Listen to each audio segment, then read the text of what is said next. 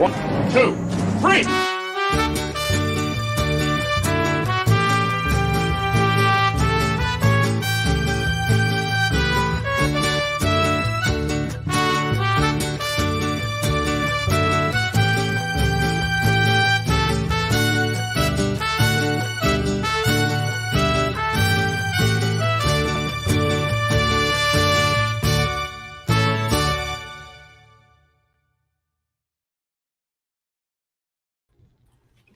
Hello, and welcome to the Ford Fiesta Live.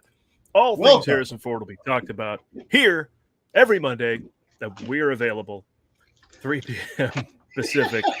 And even if we're available, we're not necessarily ready, as you can see, as Adam puts together his microphone for the show. I realized it wasn't set up. Hold on. How did I not hear that? Normally I got an ear for that. We were talking about that for the 2 minutes we got together before the show. Okay, there I'm in. He's with us.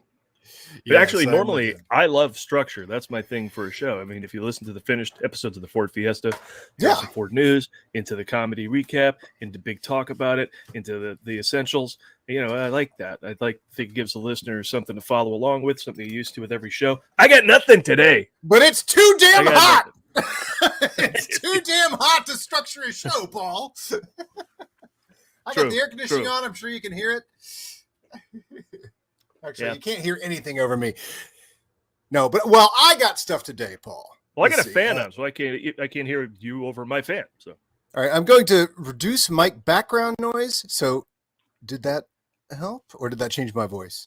Again, I hear my fan. So, okay, there you go. All right. But this is the show where Paul and I get together by ourselves with nobody watching and just do whatever we want and talk about Harrison Ford. Yeah, are the two people watching? The 2 people watching. Is that us? Is that us? Is that I should just actually us? Fire up two the other YouTube. People? I should fire up the YouTube where we are, and then I could be a third. No, I think we're the only 2 people watching right now. Good. That's less pressure. But what I had thrown around, Paul, was a couple I do for the show here. Sorry, I just made it look like I even left the show, but I didn't. And it went down to 1.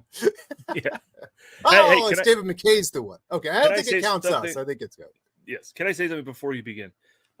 Sure. Garth McMurray has been posting some pretty vague but not sounding good X's lately. Is that what we call a tweet now? X's, come on. Boy, what I'm Jamie Kennedy, and you've been X'd. Yeah. You've been X'd. Remember when Jamie Kennedy had that prank show, but nobody knew the name of the prank show? So he would reveal the "you're on candid camera" part of it. Yeah. But he would go, "You've been X'd," and everybody would get a blank stare, and he'd go, "Which is a prank show run by me, Jamie Kennedy." And they also maybe didn't know who Jamie Kennedy was. From Scream. So anyway, yeah. From Scream and Malibu's Most Wanted and Bowfinger. Which is a prank show with me, Jamie Kennedy, from Malibu's Most Wanted. Yeah. Which is on WB? Right, yeah. WB? It's on the WB. Nobody with WB? I don't know WB. Yeah, so Garth is just going through a hell of a time. He got home from the hospital after one of his long stays and banged his head on the stairs going up the stairs. Is there another update after that? You were leading it, or were you talking posted about receiving news? And receiving news. He's okay. But it's vague about what it is, except he said it wasn't good. So we hope if it's bad news, that it's brief and that you're well soon. I just want to bring it up at the top of the show. So, Garth. Yeah. Oh, yeah. Well, let's big fans of his and vice versa. Right. Anybody who knows us knows Garth and knows what's going on. It's a mess, Jamie Kennedy. And here's the great thing about Garth. He would find that funny. Get well, Garth. We're thinking of you, and thanks for bringing that up, Paul. Because he's been through a hell of a time, but maybe when he said not good news, he just meant the second weekend box office returns of Mission Impossible. That could be Garth as well, because I got bad news. Mission Impossible second week did not fulfill that. Yeah, wait, what was the second week? Oh, 19 million. Ooh. Oof, right? The numbers were, by the way, underreported. I heard on the news this morning. verified just now on the website. It wasn't 155 for Barbie. It was 162, and it wasn't 80 for Oppenheimer. It was 82. So they made more money than they originally expected. It could be the biggest movie weekend of the year for sure, up since 2020, and maybe it'll fall in the top 5 or 10 biggest weekends for movies ever. Incredible, and right? A lot of people said, that Barbenheimer was dumb, but man, I loved all. Keep talking about the cinemas. Keep talking about going to the cinemas. I'm a fan of all of that.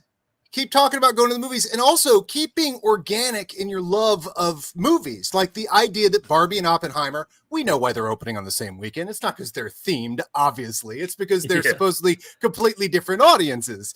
And the idea that, of course, there's plenty of crossover. The people that are interested in Barbie are also interested in history and Cillian Murphy and, Christopher Nolan. And, if you're into movies, you're into movies. So it's just so cool that was a really organic thing that was not created by any marketing, because people can smell marketing, type stuff like a fart in a car, as they say, but for everybody to go, no, we're doing it's, what, Paul, it's very you and I, it's everybody's doing a bit. It's a bit.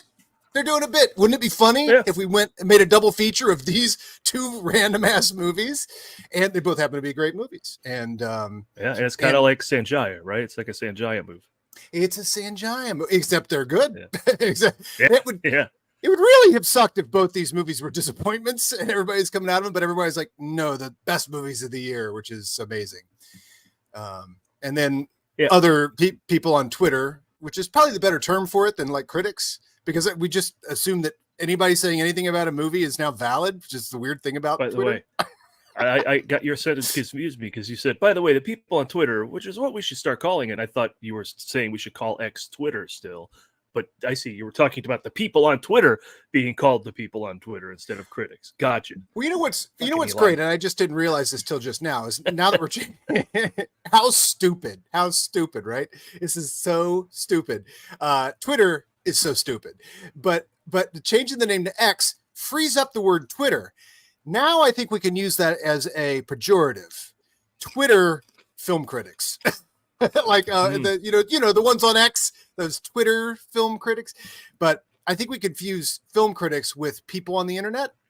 We've just started using the terms interchangeably. We're like, critics, a lot of critics are saying, do you mean critics or do you mean people on the internet? Because a lot of people on the internet don't like these two movies because they don't like movies. And I don't even know if they're going to see these movies. That's the weird thing. They get all the attention of like, Barbie's a blah, blah, blah, blah, blah, blah, blah. And you're like, but you weren't even going to go see it to begin with, but now everybody's paying attention to you, and dumb shit like very disappointed, wimpy conservatives burning Barbies and stuff. You're like, guys, you have no idea how bad this looks for you and your cause and whatever you're doing. We don't even know what you're doing anymore. You've now regressed from acting like 14-year-olds to 12. Now you're down to about 9. I think you're about 6 years old now, and they're screw Barbie. We're going to burn those Barbie dolls, and screw Bud Light. We're going to boycott Barbie. Or we're going to boycott Bud Light. But anyway, we hate the left and their cancel culture. Yeah. I don't know where the phrase comes from, but having lost their aim, they redoubled their efforts. And that is the entirety of whatever conservatism is. I guess they branded it at one time, but seems like a thing you kind of make up as you go along, as far as I could tell. Yeah. No, they'll like the NFL will make a rule change and they'll wokeism. Like, it's football. What's that have something to do with anything? You just want to take that term and plaster it. I think it's just like an organization that makes up terms for people to use that are mostly for them. Like the rest of us are like, I don't know what that means. I don't know. I don't know what your deal is. But anyway, but Barbie and Oppenheimer, it's doing a bit. What a great combo bit to do the double feature, and which is all well and good, except we're a show that only talks about Harrison Ford. So yeah, sure. What if we were Adam, what if we were going to see Dial of Destiny and Oppenheimer? Then what would that be called? I want to call that the Weisenheimer, because the Indieheimer,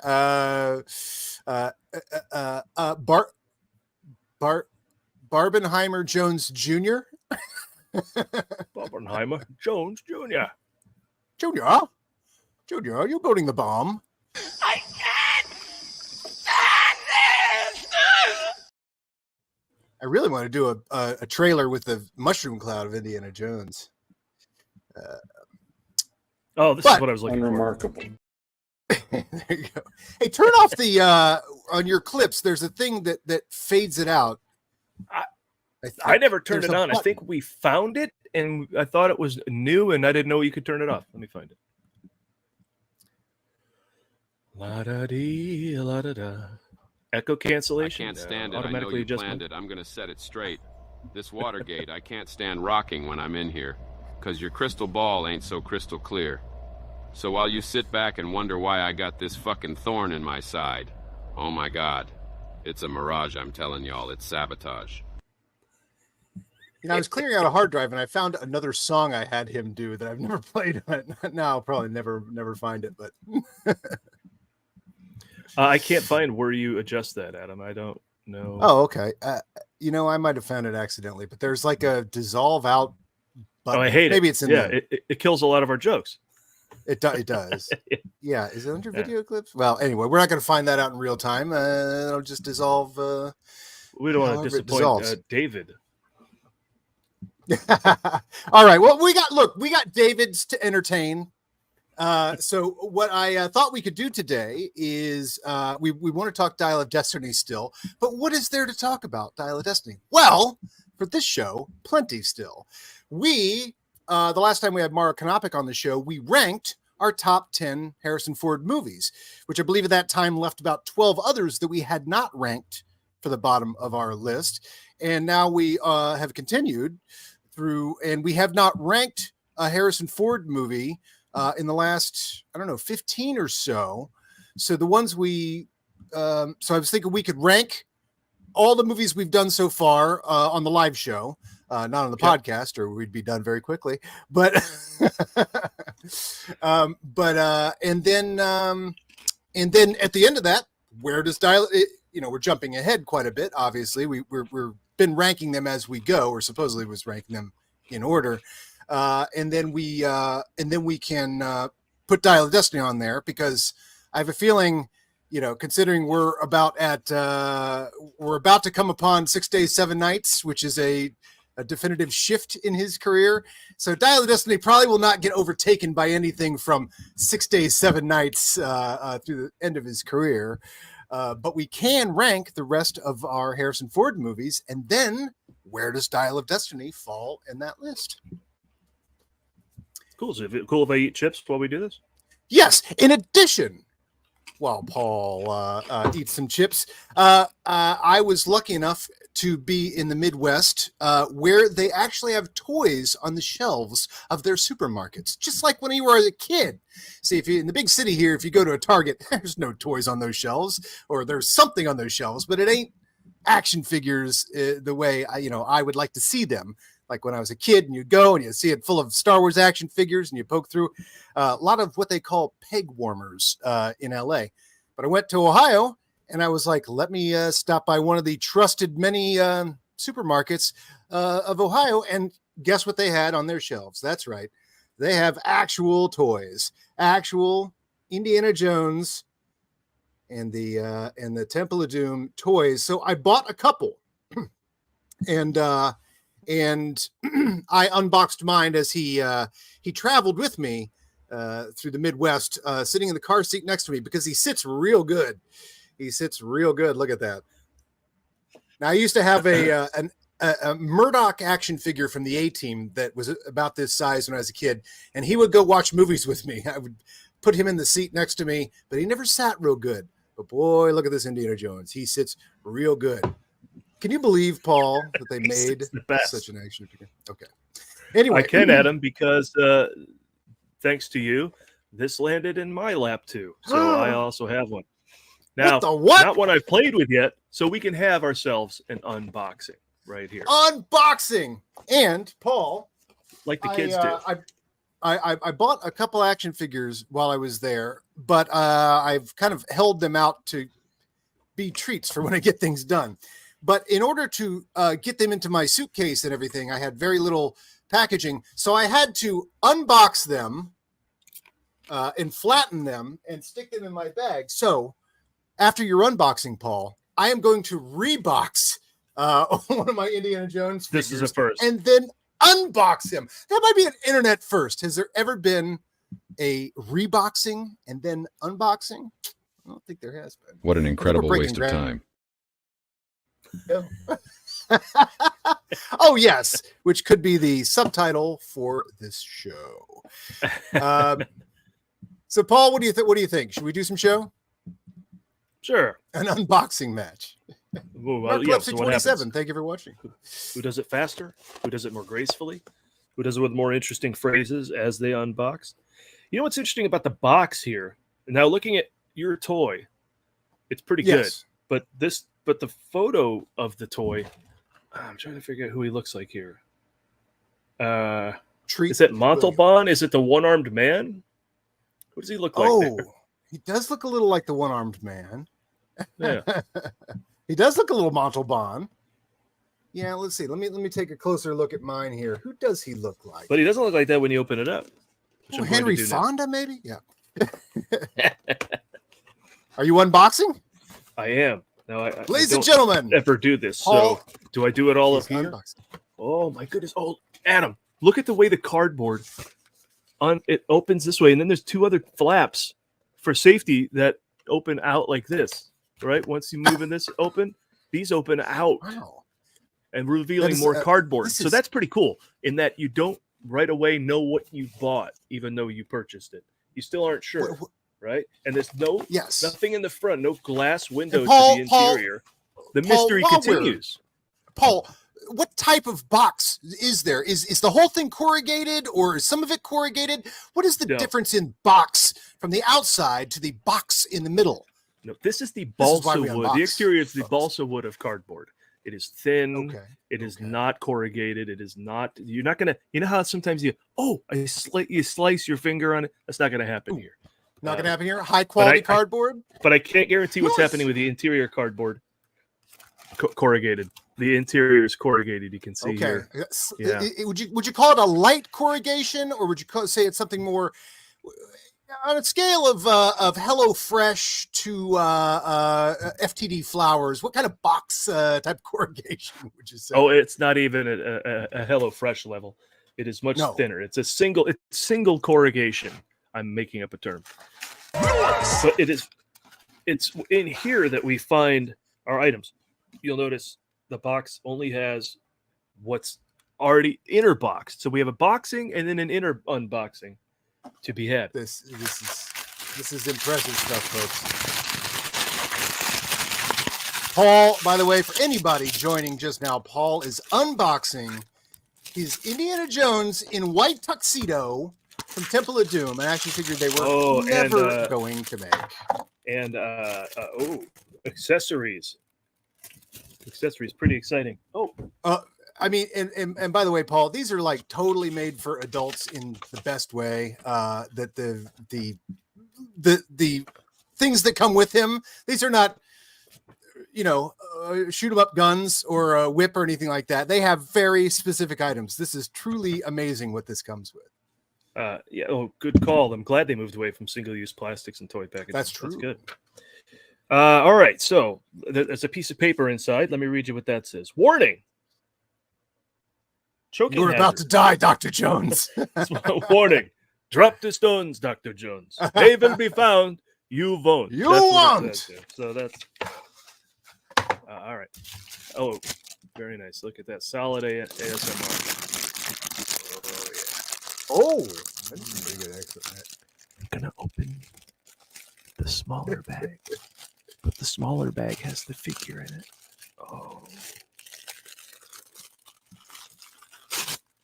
Just tore it open. Is that cool? I don't know. Oh, tear away, man. Tear away. So people know what they're coming into. Right. Look at that. Look at that. Now here he kind of looks like Harrison Ford. Yeah. He does look a lot like Harrison Ford. Hey, look, I got one too. Quick reminder. Again, who is that? Is that is that like Roger Moore? No. Who's the villain from Octopussy? Who's the villain from Octopussy? Arcane from the Swamp Thing? Come on. Oh, movie yeah, trivia. yeah. I was just gonna say that Swamp Thing guy, Right. Not Richard Jordan. Richard Jordan? No, Jordan. different guy. Louis That's Harrison Jourdan. Ford, though. Louis Jourdan. Louis Louis Jourdan. Jourdan. 5 points. Harrison And your winner. Louis Jourdan. Oh, and David was there with it too. But I'm Louis proud Jourdan, that we thank you. came up Of with it on our. course. We came up on our own. I mean, Paul, can you believe? Now I know you have toys that you put up on your shelves and leave them in their boxes. It's understandable. That the funny thing is now they have the packaging without the plastic window and stuff like that. But I for the first time in my life I bought a Boba Fett last year at the Comic-Con, and I love the retro look of it so much. I'm like, I don't know if I can open him. I kind of really enjoy the feel of seeing him on the pegs like that. So. This is the best made toy I think I've ever picked up, Paul. It's first of unfortunate how all, oh, go ahead. no, go ahead. It's unfortunate how he came out of the box. So I just want to point out he looks kind of goofy with the doodle day, like a doodle day. Fix that here. There we go. Yeah, fix that. Oh yes, Stand yes. like a man. That's Stand like a man. fixable, Paul. Yeah. He's very posable. I mean, there's Very posable. How do you Yeah. like this? Look at the feel of this jacket here. I mean, this is no slouch stuff here. Really nicely designed. And I mean, you remember what Harrison Ford? Let's find a photo of the old Harrison Ford action figure. Han Solo vintage. I mean, this is what Harrison Ford used to look like. Let's find a classic here. Now, I don't know what this means, Adam, but you do, because I don't know from sizes and anything. I wish they were making the 3 3/4 inch figures of these new sculpts. Now, is 3 3/4 inch what we used to play with? What you're looking up now, or what is? Yeah, three. That saying is there? 3 3/4. Oh, okay, so this guy is what, So- a 6 inch? This is a Figure? 6 inch. Yeah. In Probably says in the Subway box terms. that I unboxed. All right, now Club Obi-Wan that's Indie Oh, not that right there. or Louis Jourdan. Oh, there's that. Yeah, I Oh, was going to that share was an that today. I accident. thought that was fun. I accidentally put that up. Oh, I found a very good thing to bring up as well. But here's this guy here. All right, I mean, he's a so, 6.2 inch. You compare what Harrison Ford used to look like Oof. to this guy right here. That is just. I mean, we are just looks living like- in great times here. Yeah. Looks like Very Davy cool. Jones. Not Pirates of But, the Caribbean, everybody. There used to be a monkey name. Anyway, go ahead. Oh yeah. Well, you might need to clarify more. By monkey, he means a band called the minute. Monkeys. There used to be a monkey called that. Monkeys, as in Mike Nesmith, not monkeys, as in bonobos. Caesar. Yeah, Caesar. So yes, so I got Paul one as well in Ohio, and I'm very happy you opened it and didn't keep it as some sort of collectible, because I think there's so much more joy in having this little guy in your hands. And I mean, for when we were kids, you get Han Solo, and then it would be like, ooh, indoor Han Solo, and then or Bespin Han Solo, and there were Luke Bespin fatigues Luke. Yeah. I always thought that was a bit of an adult word for the Luke in the beige was Bespin fatigues. Had to teach every kid in America the word fatigues. Bespin fatigues. Oh, now you're making a Mr. Bean short with your Indiana Jones. But the idea of like, okay, sure, Bespin fatigues, we get that. Hoth, it's great. The more Indoor cynical people would fatigues. go. Yep. Indoor fatigues. But when do you get such hyper specifics as the white tuxedo he wears in one scene in Temple of Doom, which is what's so cool about what they're doing right now with the Indiana Jones Adventure series. And should I do my reboxing now, Paul? Sure. Or should I save it for later? So I'm going to rebox because, again, for those of you showing up late, I got these in Ohio. I didn't have any room in my luggage, so I had to collapse the boxes and then stuff the figure into my. Now, once you rebox, will you then unbox again? Yeah. This is an Okay. internet first. Hold on, I'm Right. going to make a label for that too. Hold on, we need banners. We need Indiana Jones reboxing. I'm gonna keep eating Indiana- chips if that's cool. Yeah, please do. I mean, it's what the audience comes here for. Right. Reboxing. At us making up shit as we go along. Okay, so here we go. This is an internet first. This is going to be an Indiana Jones reboxing, which is I'm going to take the flattened. And by the way, while we're on topic here of again, Bespin fatigues, Hoth, all this sort of stuff. We get it. Luke in this black outfit. These are major plot points in the movie. The fact that they have released the hypnotized Indiana Jones, Oh, the shirtless, tortured by hypnotized voodoo. Indiana Jones, tortured by voodoo, is just amazing. So I'm now going to put the box back together here, and then I'm going to stick my hypnotized Indiana Jones back in the box, back in bowl, back in the Put box. Edwina here. back in board. Put Edwina back in bowl. Two movie guys points to anybody who knows what movie we're referencing there. Put Edwina back in bowl. Back All in right, bowl. Paul.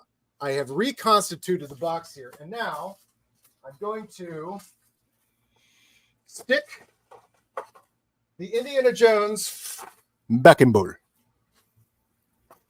And let's stick him back in the box here. Paul, I am now reboxing. This is the first. The internet first. Look at that. It is now reboxed. And I did have to take the cardboard insert out that you so lovingly, but you covered that. It's always the same. It's the same. All right. So, Paul, I now have a boxed. I mean, look at the art on this. Look at that. That looks like and this Harrison is- Ford. Yeah, that's Harrison Ford. All right. Yeah. That's not the toy. That's the. Well, Look, then if you look again- on the other side of yours. Then again, the drawing, on mine looked like Harrison Ford too. I just don't think the photo. Oh, was that's the- true. the That's true. fig- Oh, That's yeah, Louis Jourdan. Louis Jourdan. Louis Jourdan. But there can be no doubt this is one man and one man only. That is not Louis Jourdan right there. All right. So now Indiana Jones has been reboxed. But Paul, what a pop reference this is. The hypnotized Indiana Jones of all the figures. I mean, in this, and we'll play some add to cart at the end of this episode. We'll go onto the Hasbro site and see the various editions. Obviously, when we were kids, you had leather jacket Indiana Jones, and that was it. And we always thought, oh, wouldn't it be cool if they did the one with the tie? Well, he's still got leather jacket, hat, and whip. I mean, it's like, it's not that far off. It's just with the tie. But this is a deep reference, Indiana Jones here. Hypnotized. And what does he come with? A gun? No, he comes with that big, the big spear here. So, and Paul, you'll be able to form an artifact. You have one artifact in your Indiana Jones as well. I think these guys are building the same artifact, actually, I think, as in this one. By the way, look at all the little tiny stuff that comes with it. Can you believe the, well, quote unquote, weapons, the accessories, rather? Can you believe the accessories that come with that one? I mean, they're such dense pop culture references. I mean, look at that. It's tiny. Yeah. What It's do you the, have? What does the he come with? antidote. Yeah, it's the antidote. What else does it come with, Paul? It comes with the Norhachi. He's a very small guy. And then Cradle, even smaller now. Is this the piece I need then to add to the? No, that's the diamond. That's the diamond, that's Lau. the diamond. Yeah, Oh, do I look not how have a small piece? that is. Yeah, Oh, did he not it's come with super the, tiny? Yeah, look, I'll put it on top of my thumb to give you an idea. There it is. Isn't that crazy? It's a Yeah. tiny little Super- diamond. But if you notice in the front of the box, and this is so funny too, because the hands used to, come to grasp a gun or whatever. But this particular one, look how his hand is formed, Paul, to hold the diamond. To hold the diamond, yeah. Ridiculous. Much like here, right? Yeah. Yeah. I noticed I don't have the collect them all and make a new thing. This isn't part of it, I guess. Oh, maybe that's Club will be these one are and the he isn't part of that. these are Target exclusives. I don't think the Target ones do that. I think the So other he has ones. this also to swipe the gong and hide behind it. What a great weapon! He uses it to swipe the gong and escape. But the best, without question, and a fine hand grip action to hold it. Oh, I need to put it just right in here. Is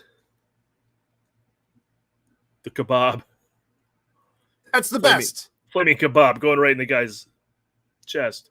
Is that not the most amazing prop that a toy could come with? A toy Sure, it goes like that. that is on fire. Indiana Jones in the white suit.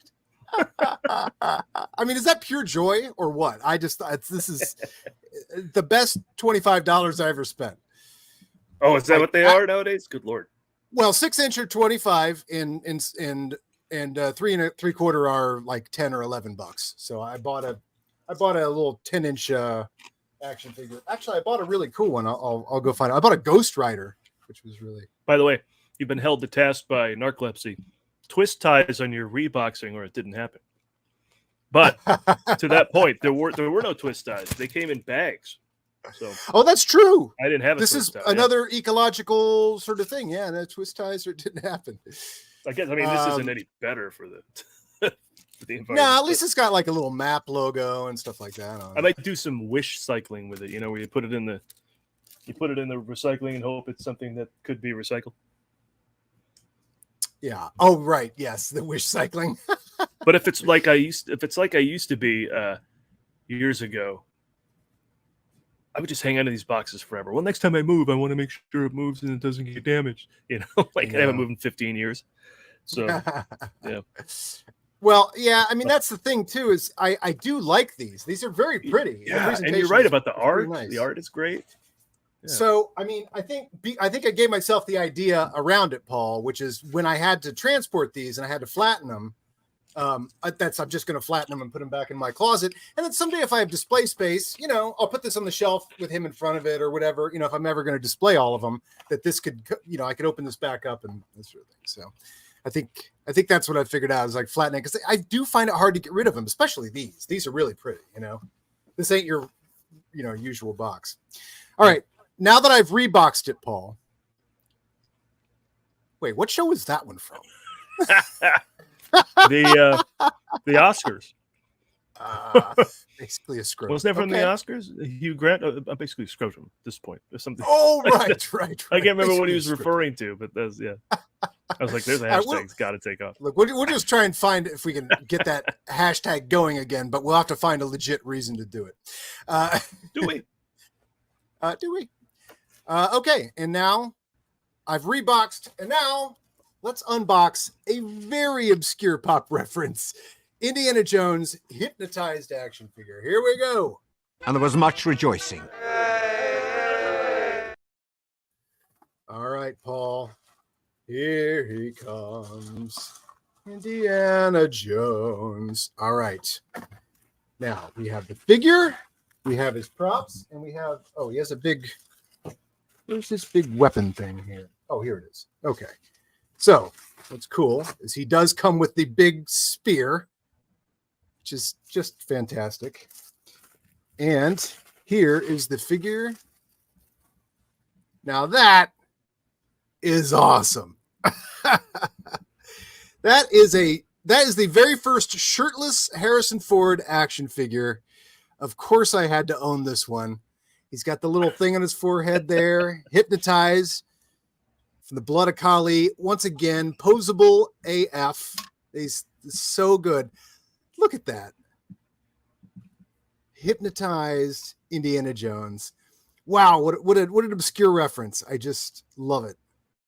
Ooh, it actually focuses in there. He does look hypnotized. Yeah, nice camera. Yeah.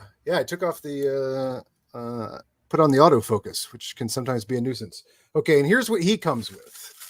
So this is what's cool is I have not committed to buy every, to try and put together the blood of Kali whole thing, but I do have the back half of the head thing, and look what else this comes with. Yeah, and it also comes with you're on your way to, and the head thing is where they store the stones, right? So that's what you're going for. Yeah, so I would have to buy the other side of it, which there's a little internal thing there, but this actually would be a great place to store all these tiny props. So I kind of might keep my eyes open for whichever character has the other side of this, because it's hollow and you could just put all these, little pieces you don't want to lose since they're so small. But speaking of so small, look what this one comes with. Oh, the Shakara stones. Very nice. Shankara stones, both glowing and unglowing. Now that's pretty good. If I'm not going to try and, I mean, I'm probably not going to collect all of them because it'll be too expensive to try and put together the whole thing. But if you could only wish for one, prop to come with it, the Shankara stones, that's a pretty good prop, So he's got the Shankara stones, and look at this, the blood of Kali. I mean, is that a great prop or what? Like to force him to drink the blood. Well, I'm gonna lose Make these. out with the devil. Some of them are so tiny and delicate. I'm gonna lose like the diamond and the antidote if I'm not very careful. tiny. Okay, so I have 6 Sankara stones and the little blood of Kali thing and his spear. Here, they actually put that in his hands here.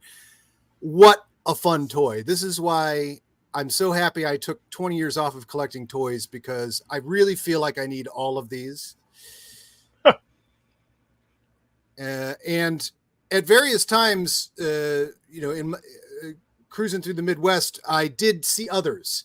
So I had them in my hands, but I wasn't sure how I was going to get them back because I had to fly still. So I only ended up buying 2, even though I saw Sala, I saw Marion, I saw Phoebe Waller-Bridge, New Indy, and Tote. But I just... some of those are part of the old line here. You can see. Right. Yeah, that's mostly the ones I saw in the stores were Raiders, and then these couple of Temple of Doom ones. Oh my gosh. I'm so happy with shirtless. The very first shirtless Harrison Ford action figure is now mine, Paul. Perhaps too happy. Too happy? Oh, really? Have we buried the lead on our absolutely fanatical love of this man? I don't think so. I don't think so. I think. Oh, and look at this. You got whip marks on the back. But does he have backhand slap action? That was the question from Knuckles. Oh, does he slap Shorty, right? Yeah. Well, that's the other. Should I rebox and unbox another one, or should I save it for another day? Whoa! What seems to be the theme for today, and what other content do we have? What other content do we have? Good call. Because other than that, we're just going to go into the Hasbro Pulse website and drool over the other ones. Because, Paul, they have revealed a couple new action figures. So we will have to go into the website. Okay, let's rebox. And it's themed as well. Obviously, this scene, is going to create a diorama. My shirtless, hypnotized Indiana Jones goes with Short Round, right? So here's Short Round with his... So now what we're going to do, we're going to rebox. We're going to rebox the action figure of Keoi Kwan. Paul, could you ever imagine that we'd have a year where Short Round is an Oscar winner? And hell no. Hell no. He's an Oscar Watching winner him in in a the 80s, year was with Indiana Jones 5 and 2 Harrison Ford TV shows. Holy crap. And Short Round. Maybe I love you. Yeah, crazy. Oh, crazy. Well, you know what? I just found a really good here. I'm going to bring up, because I think I have that close here. I found a really great photo of Indy and Keoi Kwan. I think that's just still in my downloads. Check this out. This is such a cool photo. We could do an entire show, because when I start going down the rabbit holes of here, while you're searching for that, I'll share the thing I put up here. Yeah, go for it. And I don't even know what if there was any sort of reason for this, but I just thought it was cool. And he gets the the gauntlet. That's cool. Every time I see weird thing on the internet, I'll put it up here. Did I play this last time too, or play whatever? Oh, Love wait, this what's that? Shot from the set of Raiders. Just John Rhys Davies and Harrison Ford hanging out, sharing a laugh. Indian Sala. Oh, that's great. Keeping it real. I love that laugh. that's a great laugh. Yeah. The Ford's got. And also, there. Man, wow. And he's just high as hell. Classic Indy, right? like you see the behind the scenes photos, sometimes, shirts off or shirts on or whatever, jackets on, whatever, that he is ready to head right into the well of the souls or jump off the truck or something, man. That is classic indie right there. In a giant film canister behind him. Sign of the times. Well, that's the other thing, Paul, is, when I started going down the rabbit hole of looking at photos, there are so many I've never seen. I just love this one of these two. Oh, that's awesome. I mean, it's just like our all of our childhood idols. We had some good ones here. And then in the course of just discovering other behind the scenes photos, do you remember this cover from 1983 of what magazine? I love to get the Gomorrhean Guard in there. The Starlog? No, I think this was Rolling Stone or maybe like People or something. I have this issue of whatever it was, but oh wow, I love Darth with the boombox. Yeah. And they're introducing the two big new characters, the Ewoks and the Gomorrhean Guards. Like the Gomorrhean Guards were all over the advertising of that. Not Lando? Okay, that's fine. Oh, no, wait, this is Jedi. Sorry. Lando's already doing that. It is Jedi. Never mind. Scratch that. Reverse it. Reverse it. Now, which led me further into the rabbit hole. I just have to say, how cool are these three? Look at that shot. Oh, my gosh. I've said it before, that Luke arc where he ends up in Jedi is the best. All Jedi should dress like that. I was very disappointed when Jedis in the prequel dressed like Tatooinians. That black look is the best. Oh, I know. And that led to one of the great first defenses of Star Wars when I was in video school.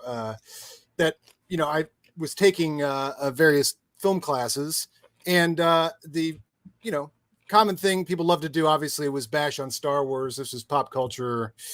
You're gonna peek around it there. That's fine. But and to have one of my film professors, because people were saying, Star Wars is stupid, it's for kids, and at this point, Star Wars was getting kind of old, so it was kind of weird for some of us to, still be into it. Who knew what would ultimately happen? Right. But I remember the students were just like, oh, it's so stupid, it's for kids, and then Luke's like, oh, I want to go to Tashi Station to pick up some power converters. This is like the one line people knew to piss on back then. Like now people are so versed. They'll watch the whole movie 12 times just so they can piss all over it. The amount of times people are watching Flash just so they can hate it extra good. That's back then you're like, I don't know. He said power converters. I think that's what I hate about that. There were no internet, but then I remember my film professor was like was just like, pointed out the whole arc, and he goes, yeah, he is. He's a bratty kid in the first movie, and he's wearing all white, and in the next one, he gets his butt handed to him, and he's wearing beige, and then when he finally becomes a Jedi, he comes in, and he's wearing black, and he's like, that line you hate is exactly what's so good about Luke Skywalker, that he is the Tashi Station kid, but 3 movies later, he ain't the Tashi Station kid anymore, Yeah. Pretty cool. And then further down the rabbit hole, and then I will unbox my short round here. Oh, I don't know if I can. That came out wrong. No, that came out right. But I was there was. Tell us more about shirtless Indy while you unbox your short round. Cut that part out. But there was a whole gold bikini section in whatever site I was on, and I didn't realize how early to the fold with the gold bikini that Saturday Night Live was. There she is in a gold bikini in 78. I was like, that's just so cool. It's doing it in a Net Funicello. Gilda's doing a Net Funicello, type riff or whatever. But I was like, SNL with the gold bikini back in like 78, 79 or whatever. Right. Yeah. I remember this sketch. Cool. I don't remember what it was about, but I totally remember it. No, I can't remember what that sketch is about either. I mean, she's obviously got the buns. It's, they haven't done Empire yet or anything like that. But yeah, the gold bikini makes its first appearance on Saturday Night Live. And then, of course, that led me down the rabbit hole. I have to just, you get me, Paul. So when I show you this, every time I go down a rabbit hole of pop culture, where I start to find cool, iconic images, and eventually these iconic images will, start to, suggest other things in the websites. And so, of course, I inevitably end up back at Superman, the movie. And Paul, I got to tell you, I always expect at some point I'm going to see a photo of Christopher Reeve as Superman and go, well, that's just a guy in a costume. But it never happens. Look at this guy. Look at him. Wow, I've never seen that. You never seen this one? This Pointing was up? No. I had an old oversized magazine that this was either the front or back cover. I remember that pose is just fantastic. How is he not Obviously a guy in a? How is he not a guy in a costume? He's Superman. He's Superman. That is not a guy in a costume. I every time I go, one of these days I'm going to see that and go, oh, that's just a guy in a costume. But no. Yeah. But no, that is not a guy in a costume. That is Superman. All right, so let's unbox Short Round here. I have reboxed him. He's been here. I can prove it. Hold on. He has been. Yes. Okay. All right. So since he has been reboxed, let's let me firmly rebox him here. All right. Let's take a look at our box. I mean, they made a Short Round back in the day. When we get to the Hasbro site in a little bit for our add to cart segment, we'll see that they did the retro version of that one, and they had it back in the day. Although, from what I remember, you couldn't find him. The peg warmers on that one, it was all Molaram for the Temple of Doom action figures. So here we got the best actor of 2023 or 2022.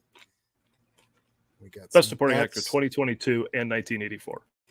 And 1984. Best supporting, right? Supporting. Always supporting.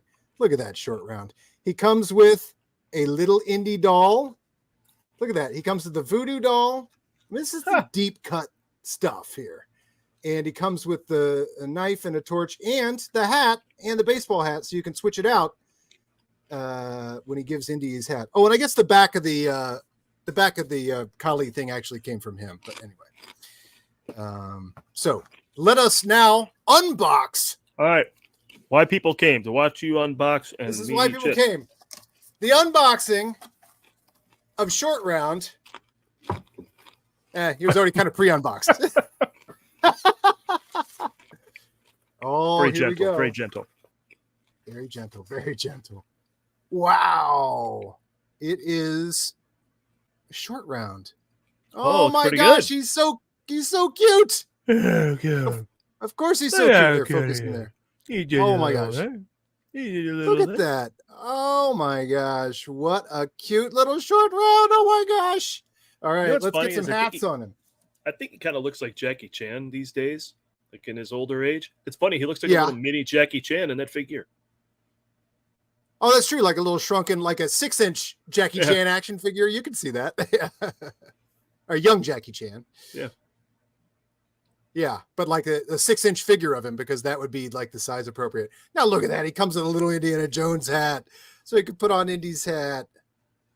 And of course, I mean, remember when they first came out with the Star Wars figure where you could take the helmet off the stormtrooper, or take the helmet off of Bosch, Princess Leia's bounty hunter? I got one there. You can take it off Han Solo. Yeah. That was like so cool. And look at this. He comes with an Indy hat. He comes with his New York baseball hat. Here we go. Are the Yankees or that's the Yankees. Dodgers didn't have NY, did they? Dodgers Brooklyn Dodgers. It was that'd be a B. That's a B, right? Yeah. So this is the Yankees. All right. There we go. Look at ready to take on take to the cave with a torch there. And ready to snap Indy out of it. Oh yeah, yeah. Oh, we can reenact the scene here. We can reenact the scene. All right. He's got a little knife with him. All right. So let's see. He's so how do we reenact the scene here? Oh yeah, he's just gotta, he burns him and he goes, he falls aside or whatever. And then he's gonna looks like he's gonna hit Short Round, right? And he goes, "That's okay, kid. I'm all right." And then they both start punching people together, which is such a great moment. It's okay, kid. I'm all right. And then they both start, and K.O. Kwan's kicking people and thuggies and stuff. Oh, that's such a fun little moment. And then here we go. And then we got to give the this is such a cool moment to be able to recreate. He gives Indy his hat back. Here we go. So he goes. He gives him his hat. And then you know what happens next? Indy puts his on. And they say, let's go. That's right. All of us.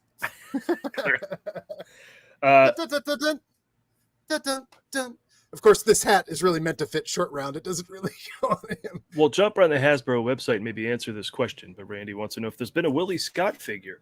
And I'm looking at the Temple of Doom Adventure series, also by pictures, and I don't see him. I see Indy, Belloc, another Indy, Sala, Tote, and Marion. Now you have it looks like you have even though this is from Temple of Doom, every other character in here is from the other films. Does your box say anything different about a Willie Scott character? There is no Willie Scott, but they keep adding them. Okay, so I'm going to start back. So the first series they released, so I think we're at the oldest here. Okay, so look at that. And let's blow this up a little bit here.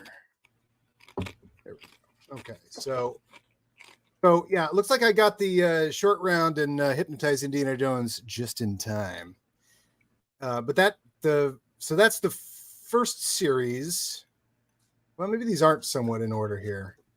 But I'm going to go somewhat backwards in release because they just released 3 new ones that I'll show you. There's I can't believe this Temple of Doom is quite good here. So you know what? We're gonna open that in a new tab, I think. Okay, so there's our retro collection ones. They look like shit. The only one I had was Tote for some reason. Okay. And you got Professor Indiana Jones. You got Walter Donovan. And there's the ones in the back of the box there. So that's Raiders. So I guess these maybe aren't in order of their series. But here, now we're going to go back. Oh, what is it? Let's go back to this one. All right. And then we got, I love that they released a Cairo Indiana Jones. That's way fun. Helena Shaw, I had it, Marcus, in my hands. Oh, and here's the new ones they've released here. We've got Grail Knight. Grail Knight. Yeah. Imagine action sequences that never happened. Yeah, exactly. And we've got Last Crusade. We all love Indy with the tie. And then just recently, yeah. Kind of a little stuffy. I was never a big fan of the tie. I always like him kind of unkempt. Looks like he's now. See, we've harder. got Elsa, so that means they're not done putting these figures out. They've got Elsa. That means that Willie Scott's got to be right around the corner, right?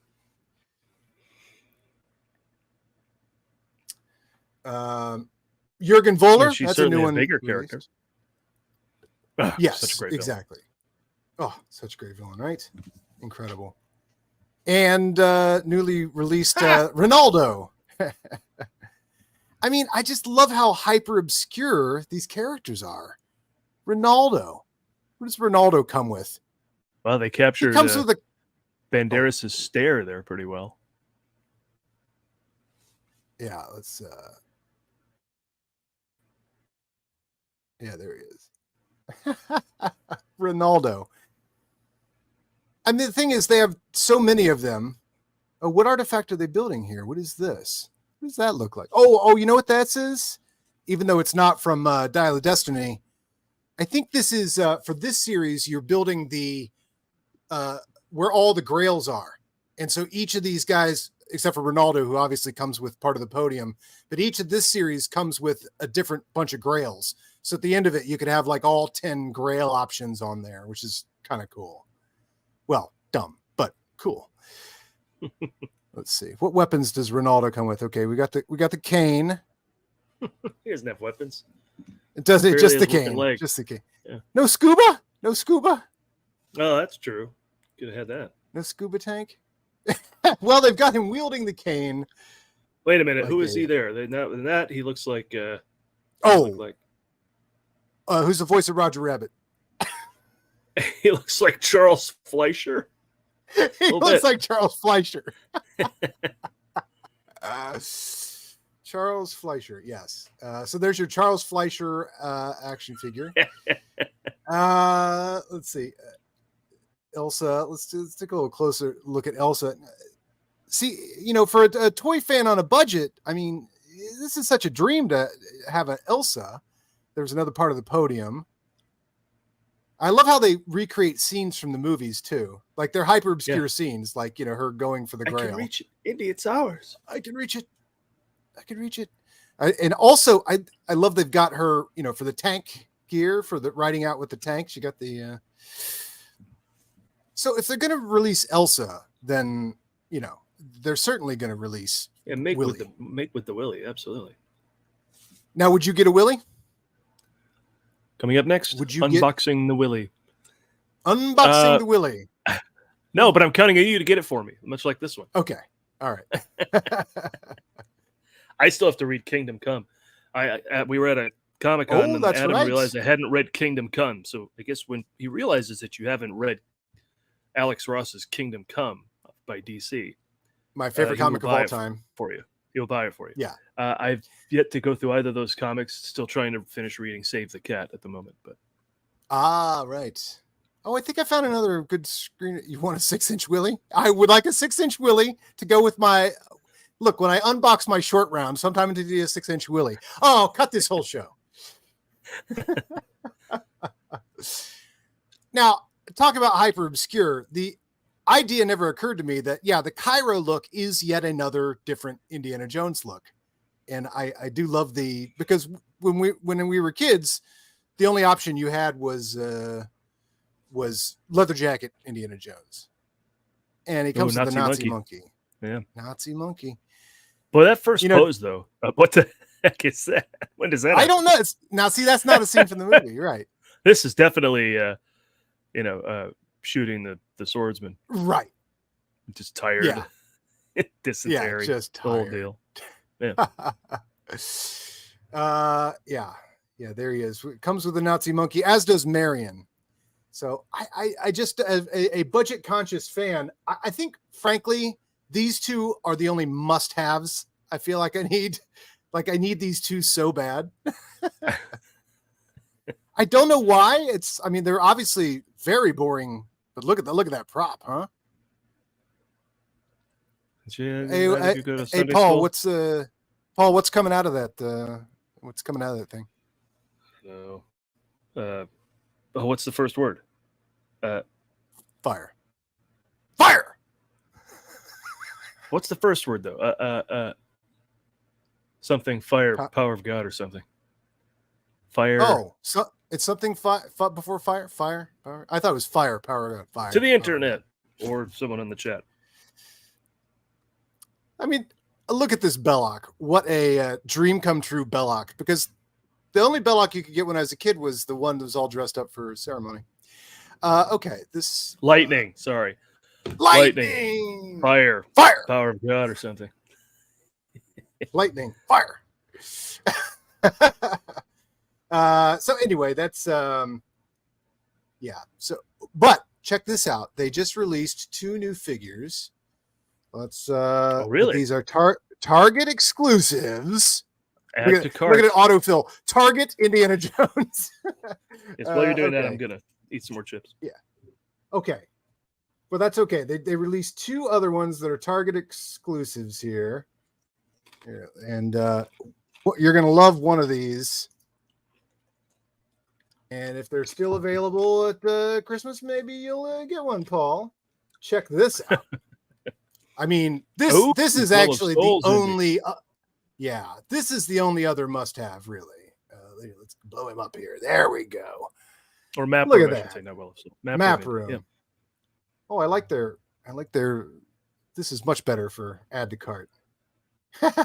In shoveling action, I'm a shoveler. I shovel well.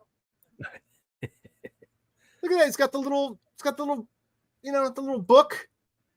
Paul, when you were a kid and you saw Indiana Jones, or you saw Raiders of the Lost Ark 12 times, did you make yourself a little book with a little golf pencil in it with a rubber band so you could write down the coordinates for any possible map rooms you would come Anything I across? found, yeah. I should have. I failed at that. Wow, look at him. Okay. So here, let's see. Can I play videos this way? Let's see. Is this? Can you hear that? No. Is he unboxing? Oh. I can't hear that. Okay. I probably have press a special button for that. But for future reference. Also the Kazim. I saw a Kazim in Target as well. Cool looking figure. Oh, there he is. Okay, yeah, there he is. If you're gonna do Kazim, you know, you're probably gonna do Willie Scott. So I assume they've got some more. I mean, really, yeah, Kazim and no Willie Scott. Come on. My soul is ready. How's yours? How's yours? Yeah, I just want to mute this here. And we can. Okay, there we go. Wish you could push a button and then my soul is ready. Yeah, that'd be great. Yeah, there we go. Kazim with the machine gun. I have watched this before, and the guy was very proud of the process to print the pinstripes on Kazim's suit. Which, you know, made a lot more sense once I saw, you know, how much detail went into this little thing right here, you know? Yeah.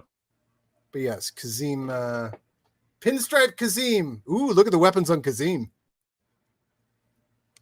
I mean, what a great obscure character. Not obscure, but, you know, because action figures when we were kids, it would be the main, certainly Indiana Jones. You got the main 5 characters, and the fact that Tote was one of them was weird, you know, but Kazim, just a very. We never questioned that Star Wars had, you know, a Death Star droid figure which never did anything, right? A power droid character which never did anything. Yeah, exactly. Kazim, well, no, I mean, I was going to say the Death Star commander, you know, the guy with the bowl, the helmet, and the Death Star commander. Yeah. Anyway, so those are the 2 new Target exclusives, which is very exciting. And that is Indiana Jones add to cart. unboxing. Well, add to cart would be if I ordered some, but this has got to be incredibly boring. But wasn't there a we have the most viewers yet in this show, so you're doing something magic, Adam. We are doing something right. Indy, I love you. Right. Let's all go. All of us. What was the look at this is why we're getting viewers, man. We got shirtless Indiana Jones. Oh my god! Look at the abs. Excited. Hold on, let me put something on. Ta-da!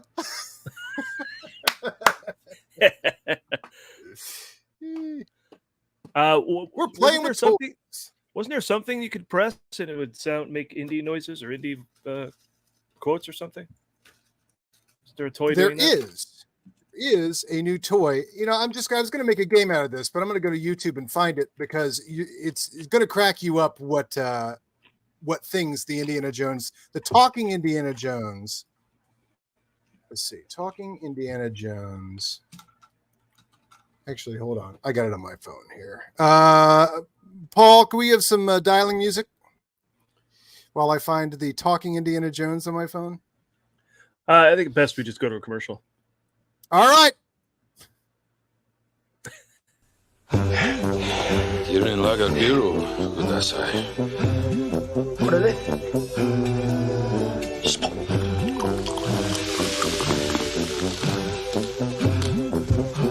Kudasai.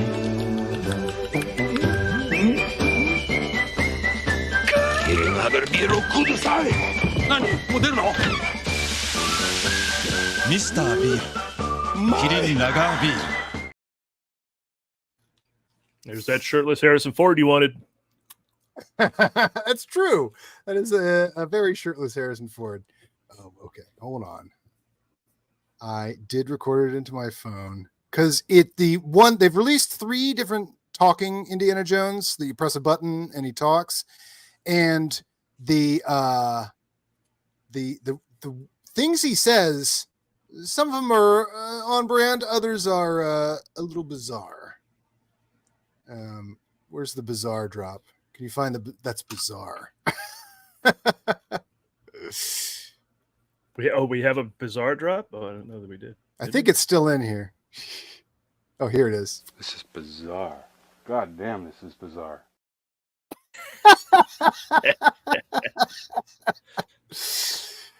Where the For the Forerunner concerts in August.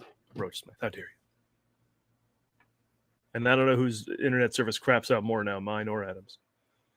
Oh, I thought I was doing okay. Yeah, no. So he was asking how yours is doing. I think it's me you got to worry about.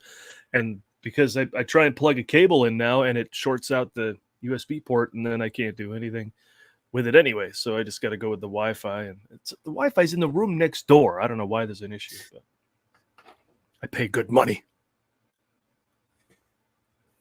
Well, I guess we'll have to do that next week. I've got the now Indiana Jones talking brings up a whole lot of clips, I think you can imagine. But yeah, somewhere I have the clip of the talking action figure, and I'll make a game out of it. We'll do it next week. Make a game out of it, and we should get to the rankings, no? Let's rank. Yeah, let's rank. Let's rank. We don't have a ranking theme song, but we should. Oh, yes, a ranking theme song. What can wow, you made a spreadsheet and everything? Oh, this is from Mara Canop. The MK there is Mara Canopic. Oh, right. Here, let's. Well, I think we don't. I don't think we changed me much out of the top 10. Oh no, I don't think there's been a whole lot of changes. The problem is we stopped at 10, so we've got every other movie down here, all the way down to Dial of Destiny. How do I blow this up?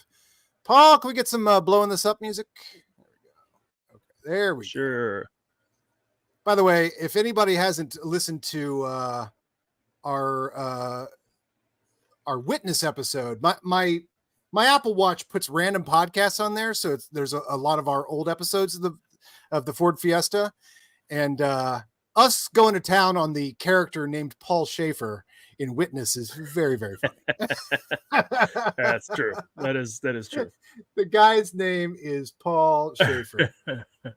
Well, here, let me just hide this column here. And there we go. Sorry, Mara. Okay, so when last we left the definitive Harrison Ford rankings, we had, let's see, should I blow this up even more so we can unveil? Oh, whatever. All right, so Paul and I both are going with Raiders of the Lost Ark as our favorite Harrison Ford movie of all time. And we are the same through 3. Star Wars is our second favorite Harrison Ford movie, and Empire Strikes Back is our third favorite Harrison Ford movie. And I would say that those probably haven't shifted for me either. Same. Now we get down to 4, and we start to diverge a little bit. You see that Paul and I are not exactly the same in our fandom of Harrison Ford. I am ranking Last Crusade is my 4th. You are Return of the Jedi, which mine would have been Return of the Jedi until this last rewatch of Last Crusade and Temple of Doom, because I just forgot all the feels about those and how much I just love those movies. So yeah, I'm giving those to Indiana Jones. Interesting. You should say that when you get to number 5, because of course that's where you put Temple of Doom, and it is top tier Harrison Ford. So it's kind of a cheat that I don't include it there. But it is not as good as Apocalypse Now as a movie. So it was tough. That's just a big, tough call. Where do you put the movies Harrison Ford had a small part in? I take their overall quality and go with that. This is the thing. And I will go back and forth on that with my rankings too. Sometimes it's the quality of the movie. The other times it's the quality of Harrison Ford in that movie. And the other times it's the amount of Harrison Ford in the movie. So exactly. Yeah. These are completely, obviously Apocalypse Now is a better movie than Indiana Jones and the Temple of Doom. But as far as I feel about Temple of Doom, we're breaking news here. A lot of people don't know this. Apocalypse Now is actually a better movie than Indiana Jones and the Temple of Doom. I'll be damned. And I would probably say that Blade Runner is a better movie than Last Crusade or Temple of Doom or Return of the Jedi. So Paul, you are correct It feels like you're handling the other side of my brain, Paul, which is like I 100% agree that Apocalypse Now is the 5th best Harrison Ford movie, but I'm letting my emotions run rampant and go. But how good Harrison Ford is in Temple of Doom and Last Crusade raises it above. So, but I think I gotta say though, I think my emotions ran a little nuts here too, because Apocalypse Now is better than Return of the Jedi. So, but I couldn't. Right. Yeah. Yeah. So you're no stranger to that emotion as well. Yeah, exactly. Like obviously Apocalypse Now cannot compete with how much Harrison Ford there is in Return of the Jedi. But what's cool is our first three there, those are the greatest movies of all time and have lots of Harrison Ford in them. Those three right there just cannot be beat. And it is fun to really diverge here. Okay, so where do we come in at 6 now? So I have to imagine one of your Indiana Jones is going to pop up here at 7. Yeah, there we go. And then I give in to Blade Runner with 7 for me. And then look at Paul going all classy. Temple of Doom's not going to pick up wait a minute. I am incorrect. I have made changes. Well, wait a minute. No, sorry. If the ones we've covered here, not on the... Yes. Wait a minute. This is not all time. This is only going to go through The Fugitive plus... Not the finished edited shows. The streaming shows. Okay. Just I do the have ones one we've watched. I have one that cracked the top 10. That's new. That's not on here. Okay, well, we're going to go in order and we'll do some switching around and stuff as we do that, okay? So this is just where they are now, and we'll make changes as we move forward, because we're going to go all the way through Fugitive, and then you've seen these ranking shows. Adam and I are only going to do this for another 4 hours. You do every single movie with a Harrison Ford co-star. Okay, well, at the time of the rankings, Paul, because we were ranking at this time up to Last Crusade is when we did this with Mara. Because remember, and if you haven't seen that show, Mara baked a cross of Coronado during the course of our ranking as well. That's Sorry, right. We don't have that going on right now. Okay, so Witness, Apocalypse Now at 8, and we only went through 10. So, and you come in with Working Girl. I put The Conversation way high, which is a classic example of very little Harrison Ford, but I love that movie. Playing next month at the New Beverly, by the way. Ooh. I mean, and if anybody out here hasn't been in the New Beverly in a while, and you've forgotten how cool Harrison Ford is he's real fun in that movie. Real fun. Paul, trivia question. What is Harrison Ford's name in The Conversation? It's just a last name, isn't it? It's got both names. Oh. But I thought he was I'll like just take the last Archer name. Or something. Yeah, what is it? Martin Stett. Martin Stett. Yeah, that's a good one. Do love that. Working Girl, which is a classic choice, and then you rounded it out like a hero with Temple of Doom, because Temple of Doom can't be left out of that top 10.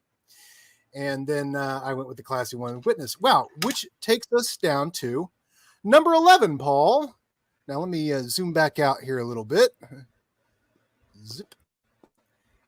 So I have not ranked Working Girl. You have not ranked The Conversation. Neither of us have ranked. What's supposed to be in 13 there? What am I missing? Maybe nothing. Well, do you want to go back and fix my top 10 first, or lay in these new ones? Well, let's go in order of the movies. So, so after Last Crusade. Oh no, you haven't put. Yeah. Which ones has gone into your top 10? The Fugitive. Let's get down to The Fugitive then, and we'll do it at that time. How about that? Okay. I just want to go movie by movie. Wait. Good. All right. Gotcha. So okay. Where is Presumed Innocent in my list? Right. Where is Presumed Innocent? Maybe that's the poster it's missing here. It's Presumed Innocent. Oh no, there is down there. Okay. Well, Paul, we also have to do Love, Dead Heat on a Merry-Go-Round. Or are we just going to go? Let's just go in order. Let's not be obnoxious. Let me bring up my letterbox list here because I need to confirm, because I've been keeping a list. We just haven't done it on the show here. Harrison Ford so far, a list by Adam Witt. Okay. It's real fun ranking these things too, I think, because I always start at the bottom and go, do I like Patriot Games more than Dead Heat on a Merry-Go-Round? Yes. Do I like them? And I just go up the list and I just keep dragging it in my letterbox. Yeah. Okay, so so the next one would be Presumed Innocent is the next one you have not ranked. Have you ranked Frantic? You have not ranked Frantic. So you need to rank Frantic. I see. Okay. Presumed Innocent, Mosquito Coast. That's why I'm saying we can go in order. So we stopped at Temple of Doom. We should probably do our So what I'm saying is something can knock things out of 10 and 9 and that sort of thing. So Yeah. All right. Well, it's not going to happen until we get to The Fugitive. But my number, want me to give you my number 11? Just line it up and get it in there? What's your 11? American Graffiti. Number 11, coming at number 11, American Graffiti. All right, this has been a big mystery, Paul. Like what we did this several months ago with Mara, and I'm like, I got to know my rankings, because I think after each new movie we watch, we should then hit the boards and see where does it fall. Yeah. You know, I'm trying to simulate that a little bit by going somewhat in order. You know, okay, so you have American Graffiti, and After Witness for me, Conversation Witness. Oh, here I am going with. Oh, I see. Hold on. There's a poster I've forgotten.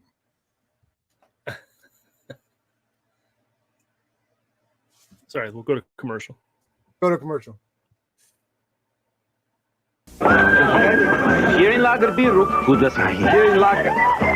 いいよね、始めよう。待ってます。乾杯。ミスタービーフ、キリンラガービール。 That's a weird commercial. He's just like lost, and then he finds the right place, and then they drink it.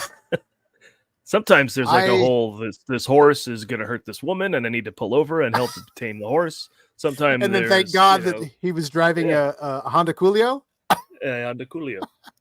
All right, Paul, my number 11, recently ranked. We're going Patriot Games, baby. Ooh. Yeah, which makes the me wonder rewatch on that was fantastic. Fantastic. It rewatch. really was, wasn't it? Yeah. So enjoyable. So, okay. So, Paul, what is your number 12 Harrison Ford movie of all time? This is where I'm putting The Conversation. Okay.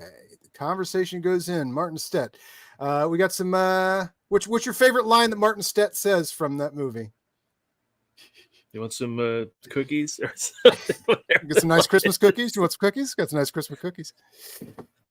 I also love, and for anybody that hasn't seen that movie in a while, that there's this awesome amount of dead time when Gene Hackman gets to the office and he has time to sort of look around, and there's a pointedly a telescope, you know. So if you look through that, you're going to be viewing other people, because the entire movie is about like listening in to other people and stuff like that. And as soon as he like goes to the telescope, Harrison Ford walks right in. What do you see? What are you seeing? Waited right till he gets to the point of being a voyeur, and he goes, "What do you see?" I remember him glaring a lot. So, good glaring. Good glaring. My favorite shot, I keep meaning to pull it because I did finally buy a copy of The Conversation to pull some clips, but is the big red couch when Gene Hackman rounds the corner and he's at the security convention.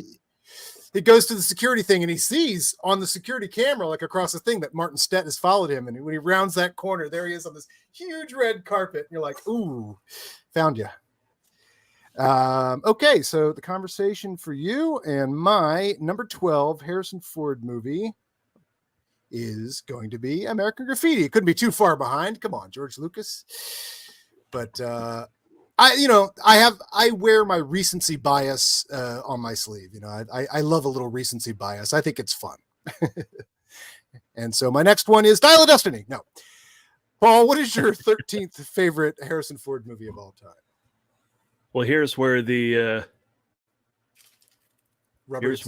your joke becomes my reality. It's Dial of Destiny. Oh, Whoa! Number 13. See, I'm going to wait till we get done and then rank mine because I think I need to take it in first. Wow. Because I actually haven't put it on mine yet. So very cool, I mean, Paul. the movies it jumps Look at ahead of, I this. have not seen 4 times, let alone in the theater. This is true. This movie is working magic on me, so I can't deny it. It's 4, it's 13, and trending upwards. Wow. Okay. And trending upwards. Well, and I'm going to wait till we get to the end of this to rank Dial of Destiny for me because I actually haven't thought about it. I'm going to kind of do that in real time. But 13. Okay. So number 13 for me. Here we go. Here's a classic that doesn't get enough love. And who knows? What? Maybe it will get Force 10 from Navarone. Okay. Yeah, man. Wow. Okay. Some people might not be able to see that a little bit. There we go. I mean, Force 10, man, it is just, there's just something special about Force 10 from Navarone. I mean, think about that movie, and we keep talking about it. All the Star Wars people in it, Franco Nero, Clubber Lang, Quint. Wait, that's Mr. T. Not Clubber Lang. Apollo Creed. Apollo Creed. Quint, Gold Leader, Django, the original Django. Porkins. You know that. Wait, Porkins is in that movie. Porkins is in Hanover Street. He's not. No, Daisy Duke, right? Is Daisy Duke in it or one of those? Oh wait, no. The other Bach, not Catherine Bach, Barbara Bach. No, the other Bach, Barbara Bach. Which I can't think of her Bond name, but yeah, fake Daisy Duke. So yeah, Force 10 from Navarone, man. That's just. That movie is just pure joy. And, and then, Harrison Ford. Oh, did we drop Major Move out of here? Wow, what a crime. Need to bring that one back for John Williams clips last time. Yeah, it's true. Okay, so so we got Dial of Destiny is number 13 behind the conversation. Very cool, Paul. This is very cool. Well, Temple of Doom, American Graffiti, The Conversation, Dial of Destiny, which who knows, that Dial of Destiny may replace the Force 10 from Navarone for me. Paul, what is your 14th favorite Harrison Ford movie of all time? This is where I decided to put Patriot Games. The Games Patriots. There we go. Number 4 coming in at number 14. Here's a special hit you kids will love. It's about a CIA agent, but he's more of a family man than an action guy. It is Patriot Games. This is one's going out from Jack Ryan's daughter. She says he seems real busy these days and not spending enough time with the family. But when the IRA attacked and he saved the family, she just wanted to send this one out to him. Here's Jungle Boogie or something. This one goes out to a cute dog named Cuddles. I got it right. What an incredible waste of time. Okay, so 14 Patriot Games. All right, well, the countdown continues, Paul. Now the bit is Casey Kasem. Zoink, Scoob. Oh, wrong Casey Kasem. So, like zoink. Wow. Yeah, coming in at number 14, Scoob. Sorry, wrong Casey Kasem. Okay, let's see. Where's my little guys? I zoomed in too much. Hold on. Oh no, I've said too much. I haven't said enough. I was rather taken by my first viewing of a certain little legal thriller that also doubled as a what do they call those sex thriller things? Basic Instinct type thing, whatever. I think sex thriller is what they call them. Sex thriller type thing. Yeah. Presumed innocent, body of evidence. Yeah, I love that Harrison Ford was in. I mean, this movie is a banger. I mean, it is so good, It's Pakula. He's not joking. Yeah. Oh, it's Pakula. It's isn't it shot by Conrad Hall? Or one of those guys, one of those maestros. But anyway. I think so. Yeah. Yeah, Pakula, John Williams. Oh my gosh. Now, of course, Patriot Games, you got James Horner, but yeah, no, I dug Presumed Innocent so much. Can I put you on a quick tangent? I went to see because it was free for Academy members. I joined the Academy, and I'm not taking enough advantage of the free movies they show at the Motion Picture Academy for members. I went to see Memento a while back, and then I haven't seen much of anything since then. But they You had a saw free Memento screening. at the theater. Yeah, At it was the pretty cool. It was Academy? like last year, I think. So I have not been. They had, two of the producers there, and they had a screening of The River. Remember this? Mel Gibson, Sissy Spacek, 1984. Yes. And she was nominated for Best Actress, and it won for Best Sound. So they had the daughter of the woman who won the Oscar for Best Sound, a Special Achievement Award that year, there to introduce it. And the woman worked on the film as well with her mom, but it was her mom who won the Oscar.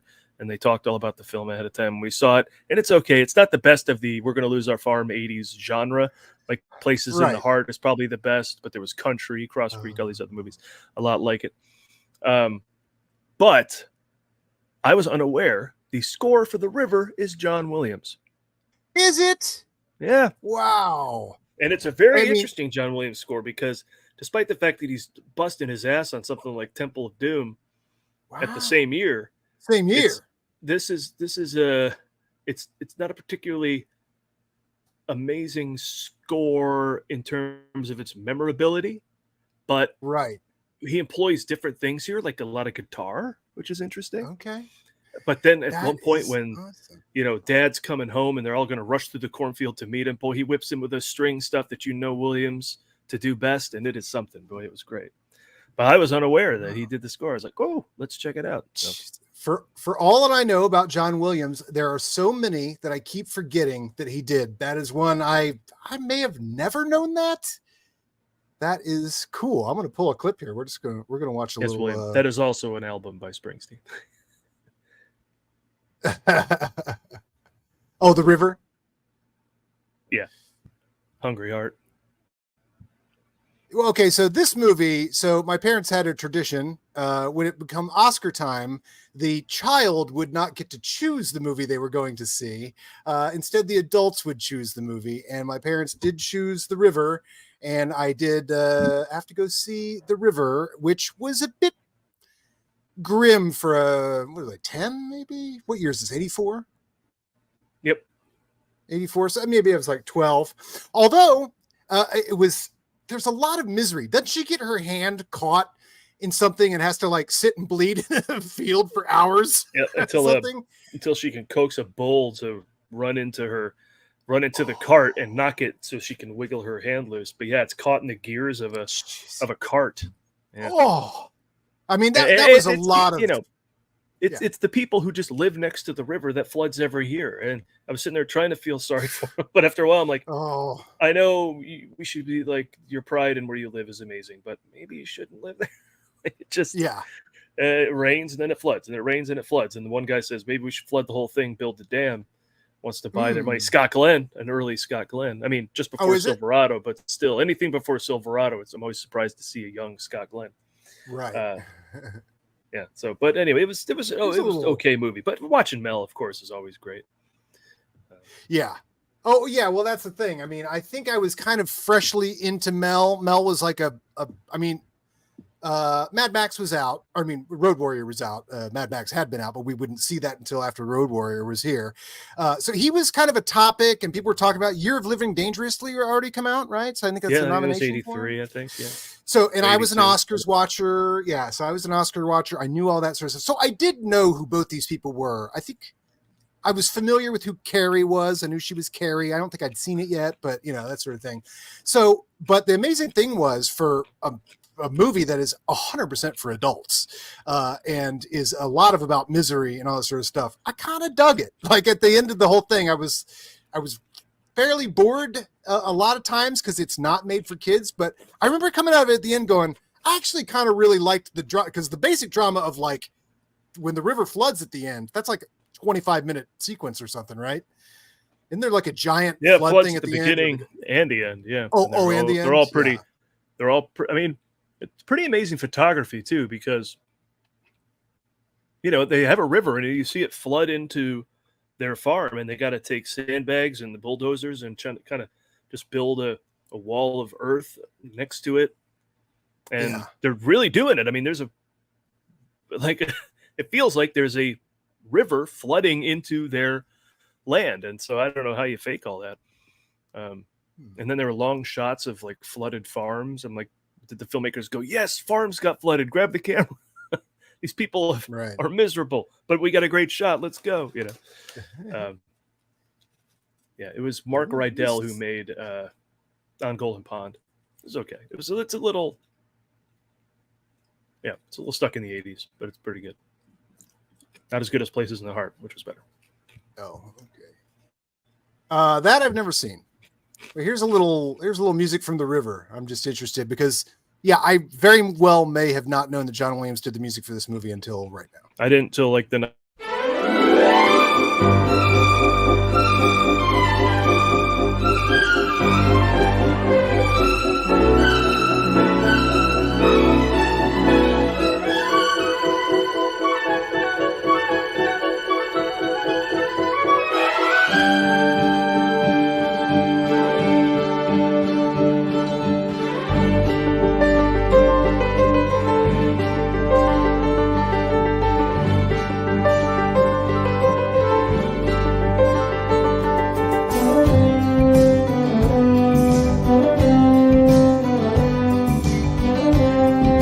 A little electronic for you.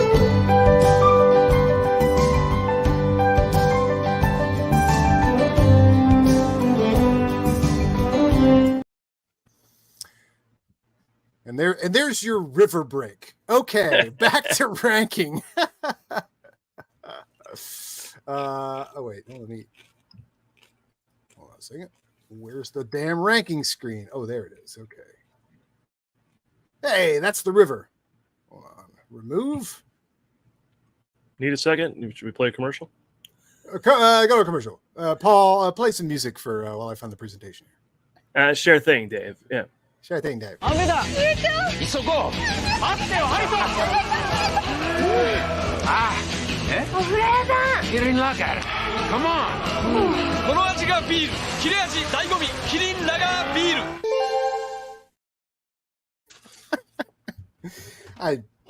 I would take a show of just all commercial breaks. Okay. All right, Paul, when we last left before we took a brief John Williams break,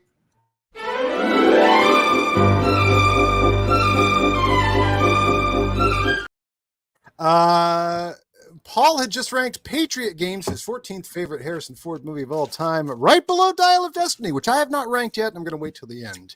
And I ranked Presumed Innocent right below Force 10 from Navarone, a sentence you can only hear on this show. Paul. Here's where it gets interesting. Okay. Paul, what is your 15th Go back favorite to the top Harrison 10. Oh, we got to change. We've been watching a lot of Harrison Ford movies. Okay. And I gotta take Temple of Doom out of the top 10 and put it down in my number. Okay. It's good, but it's not great. Okay, so something is taking the place of 10, which moves all these down. Here, let me copy and move these. Correct. Here. No, don't do that. Don't do that. I left them. We'll move one thing in that moves other things around in the top 10, but 11 through 15 or so. Yeah. All right, so we're taking Temple of Doom out for the moment. So we'll put it over here. No, you can put it down. What is the new number 10, Paul? Oh, if you'd like to know that. Okay, then move Working Girl down. No. Did you have a more suspenseful way of doing this? How did you want to reorder this? You can move Working Girl down one. Can move Working Girl down one. All right. Working Girl moves down one. Wow. Oop. Let's copy that and paste and then delete. Okay. All right. So Working Girl moves down to 10. And then what happens at 9? Around. Yeah, go you ahead. can move Last Crusade down to 9. Okay. Whoa. Okay. All right. Last Crusade moves to 9. Witness still holding at 8. Or is it? Correct. Okay. Yeah, I'm just changing it also here in my yeah, go for it. In my thing. Okay. So I'll add something there later. Okay. So sure there's a new number 7 coming up. All right. So there's a new number 7, but you can move Indy down to number 30, number whatever after Patriot Games.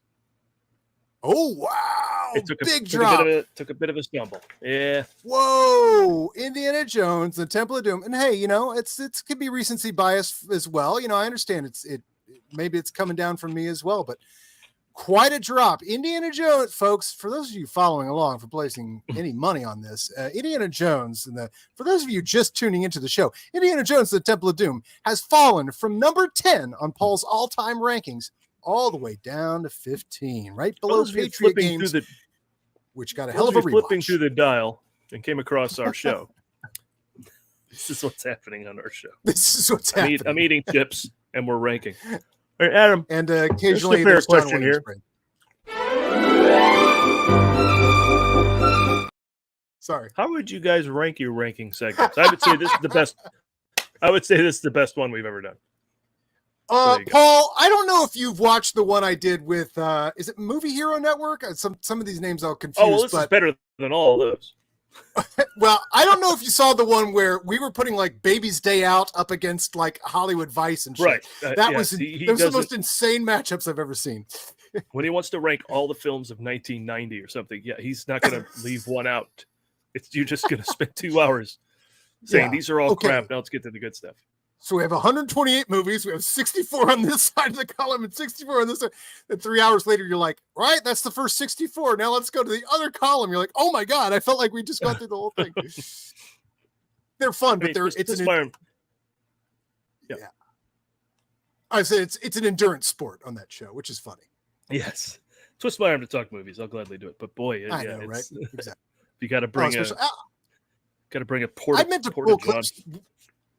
Before we changed the format of this to the Ford Fiesta, when we were doing our regular show, right when I had done that one where Baby's Day Out took on Hollywood Vice Squad or whatever, I had to pull some clips because the matchups were just so amazingly ridiculous. You're like, I don't even know where you would start to get this conversation, which was the brilliance of that. Okie doke. So Paul, big moves. All right. And so now we've got a mystery as to what's going to be number 7. Very, very cool. Okay, very good. So 15 for me. And this is it's going to happen. Now I did these rankings a month ago or so. So where is I can pull it from yours. That's going to be Working Girl for me. Yeah. So I might have to call an audible as well, but as far as when we'd gone through as of Patriot Games, these were my rankings. So yeah, Working Girl comes in after Presumed Innocent. Nice movie. Nice folks in that movie. No, that was Presumed Innocent. And I was Presumed Innocent, then Working Girl for me. So yeah, that Presumed Innocent. Funny you say that. That's my number 16. Boom, number 16. Good movie. What a good movie. And you've been in on this one, and this was my first viewing of it, so I'm going to rank it. I'm going to give it a lot of extra. But this is probably held in your list. This might have been top 10 at one time, right, Paul? True. What do you think the highest ranked Presumed Innocent at any one time? Yeah, top 10 for sure. Slides out a little bit because of some of the other 90s stuff, really. And Dial of Destiny, of course. Oh yeah, I'm very curious how I'm going to rank it. Obviously, I think it's going to be above. Yeah, it's going to be above a lot of this stuff here. I'm thinking on it. I'm thinking about it. What movie? The Dial of Destiny. I'm thinking. Never mind. I'm thinking. I'm thinking. Oh yeah, I'm thinking about it. I wouldn't be nice to you. You offer me a job? I'm thinking about it.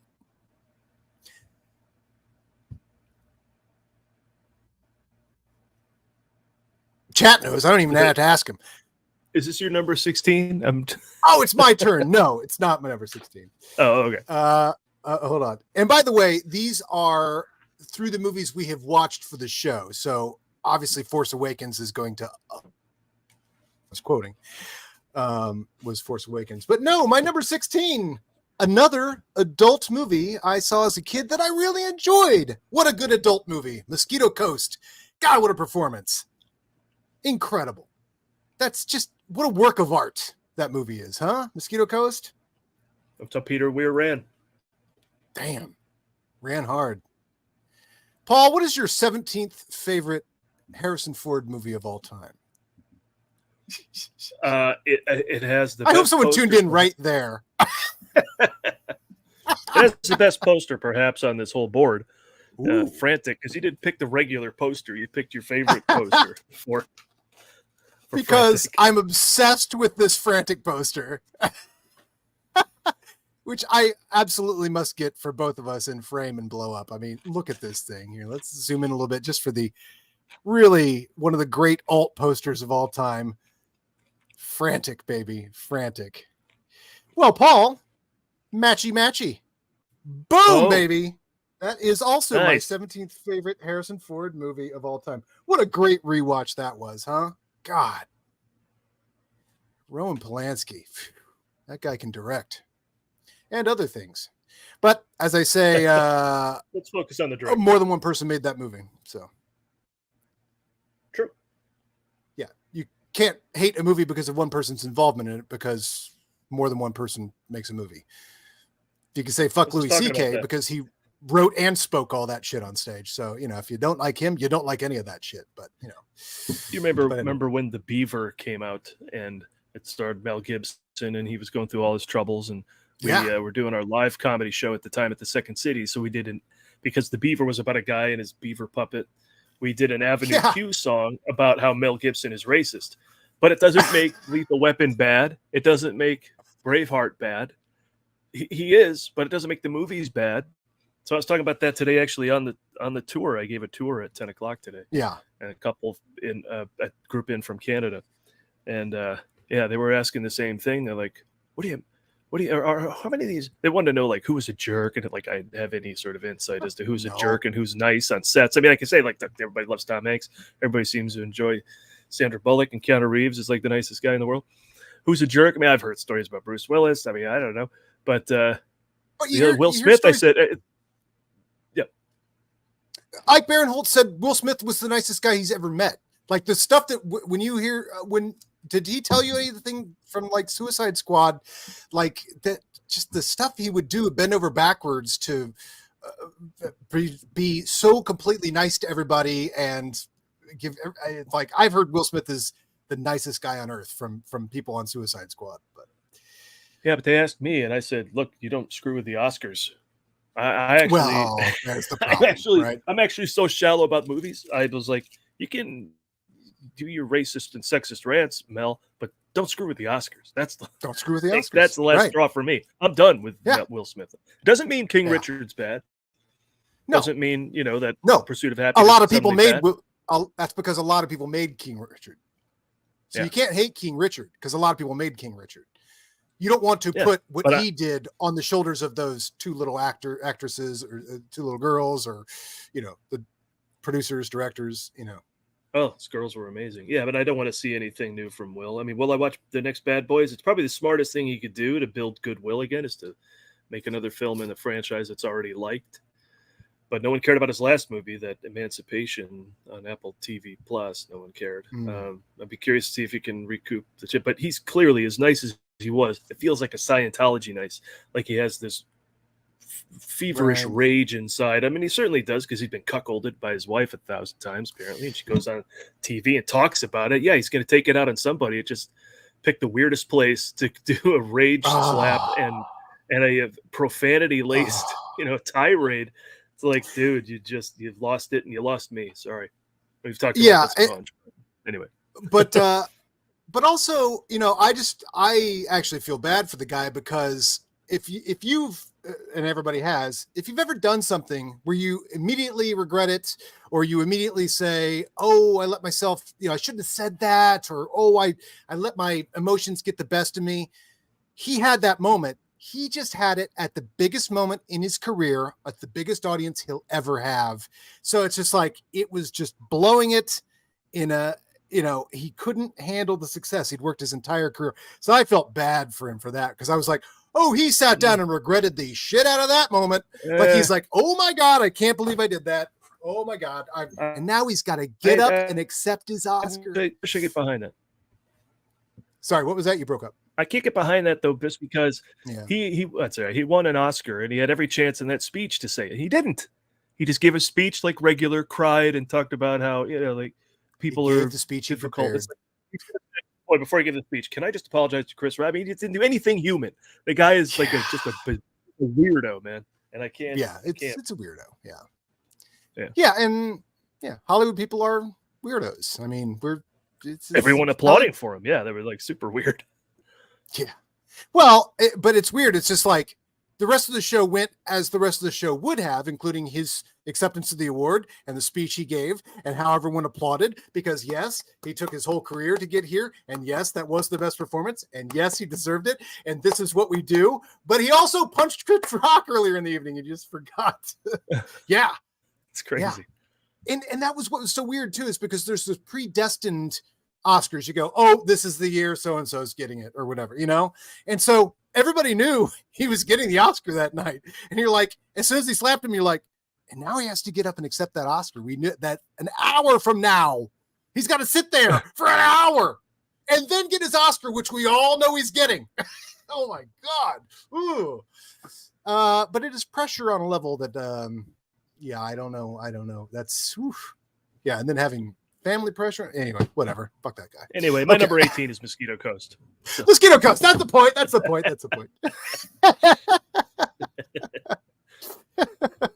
Well done.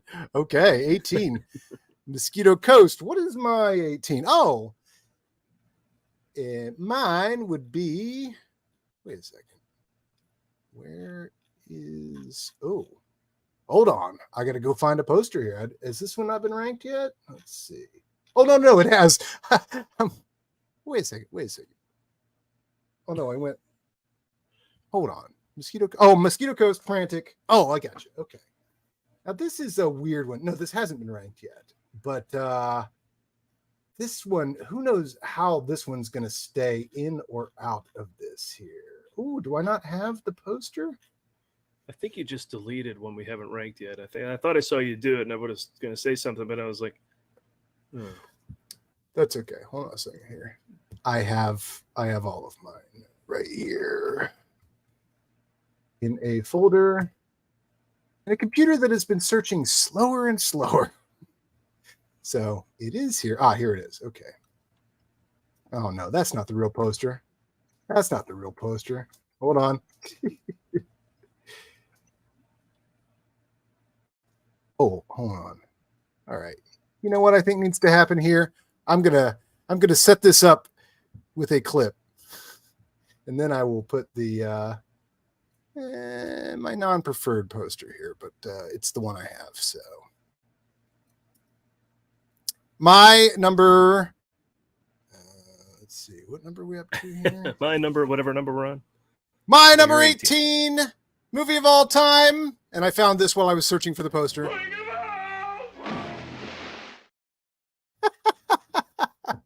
Which we haven't a drop we haven't played in a while. Boy, I don't think I have that on my rankings at all.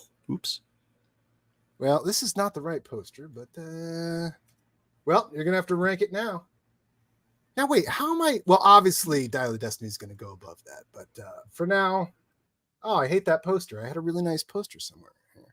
Some nice Christmas cookies. We got some nice Christmas cookies.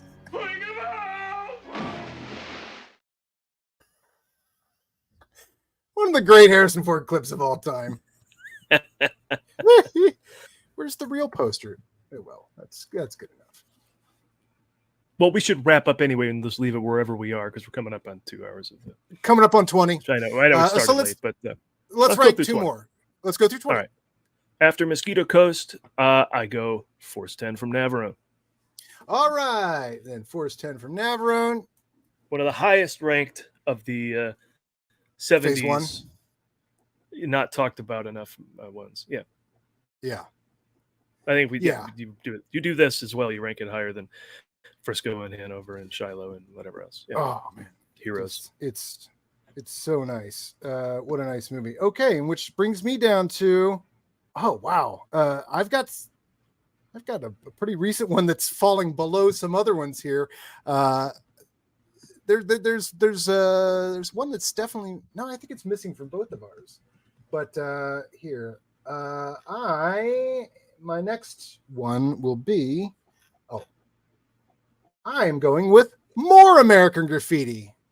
Ooh. Definitely more for the movie than with the amount of Harrison Ford in it. Frisco Kid, correct. More for the amount of Harrison Ford in it than for the movie. So yeah. for That 18 is accurate. and 19 are falling. That is absolutely Paul, accurate. what is your 20th favorite Harrison Ford movie of all time? It is the Mike Nichols drama regarding Henry, which we had a pretty good rewatch with, but it's still a very, very simple movie. It falls way down here, but I'm still really, top really 20, but there's a lot of movies we haven't gone through yet. Yeah.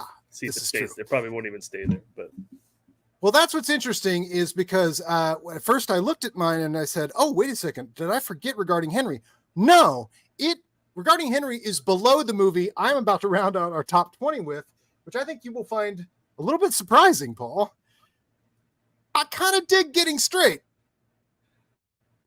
I dig Getting Straight more than I high. Yeah, it ranks high in those movies that I don't think much of. Yeah. But I think Right. it does better at what it's doing than some of the others. Yeah, like Love and Yeah. I mean, yeah, it's a phase one. You get a really it's maybe the ultimate. Well, actually, you know what's interesting about this ranking right here is your number 20 and my number 20 are the two best Harrison Ford as puppy dog acting performances. Yeah. I love his puppy dog performance in Getting Straight, and he's all puppy dog. Well, mostly puppy dog in regarding Henry, but but with Clear Present Danger and Air Force One on the horizon, I'm not seeing Getting Straight sticking around in the top 20. No, for sure. Yeah, let's see if I can find a. Yeah, let me find a Getting Straight drop for us here. Just for you have the funsies. great the door answering one. Yeah. Let's see. I pulled two in. Let's see if one of them is a door one. I think one of them is the Subversive Painting, which is just. Let's just do a little celebration of Getting Straight here. I mean, what a great! I love every single entry in Harrison Ford's career. Because they're so varied. Oh, Harry, Jan, wait. Hey, you weren't going to walk by, were you? I was waiting for you. We were having a party. You left the door open. We were waiting for you. Thanks, Jake. But some other time I'm really Oh, pushed. man, come in just for one drink. Come on, don't be who's that there? way. Everybody, all the rejects. No, really, I'm going to crash. I'm very tired. All the Play that again. I mean, really, it's Do as I say. This is the one He's time. boneless. Yeah. Yeah. Go ahead. What do you He's saying about the boneless, and performance? he's like someone squeezing his innards. I gotta get all these words out, man, before I like. It's just It's the one performance of his that I'm like, you could have probably either gone him or Bill Murray. Like he's like such a like, Right. hey, well, all the weirdos. Oh, Harry, Jan, wait. Hey, you weren't going to walk by, were you? I was waiting for you. We were having a party. You left the door open. We were waiting for you. Thanks, Jake. But some other time I'm really Oh, pushed. man, come in just for one drink. Come on, don't be who's that there? way. Everybody, all the rejects. No, really, I'm going to crash. I'm very tired. And then of course this classic here. Harry, listen, man, you gotta keep that goddamn friend of yours away from me, because next time I see him, I'm gonna bust him. Who, what? I don't know. Who you Nick Filbert. When did you see Nick? About 10 minutes ago, man. He's crazy. He's trying to get me kicked out of the art department for subversive painting. Oh, Christ, he's really flipped. I mean, my wife's ass is a subversive painting.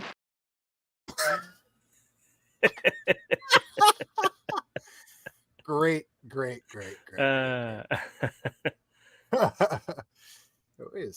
Wait a second here. Hold on. There's an old video experiment here that I had a comparison here. Here's one of the many Harrison Ford performance comparisons, and I don't remember what my comparison was here. This is comparing his performance in Getting Straight to Temple of Doom. right. It's I the know puppy what you're gonna dog do. face. It's the puppy dog face. We are going to die.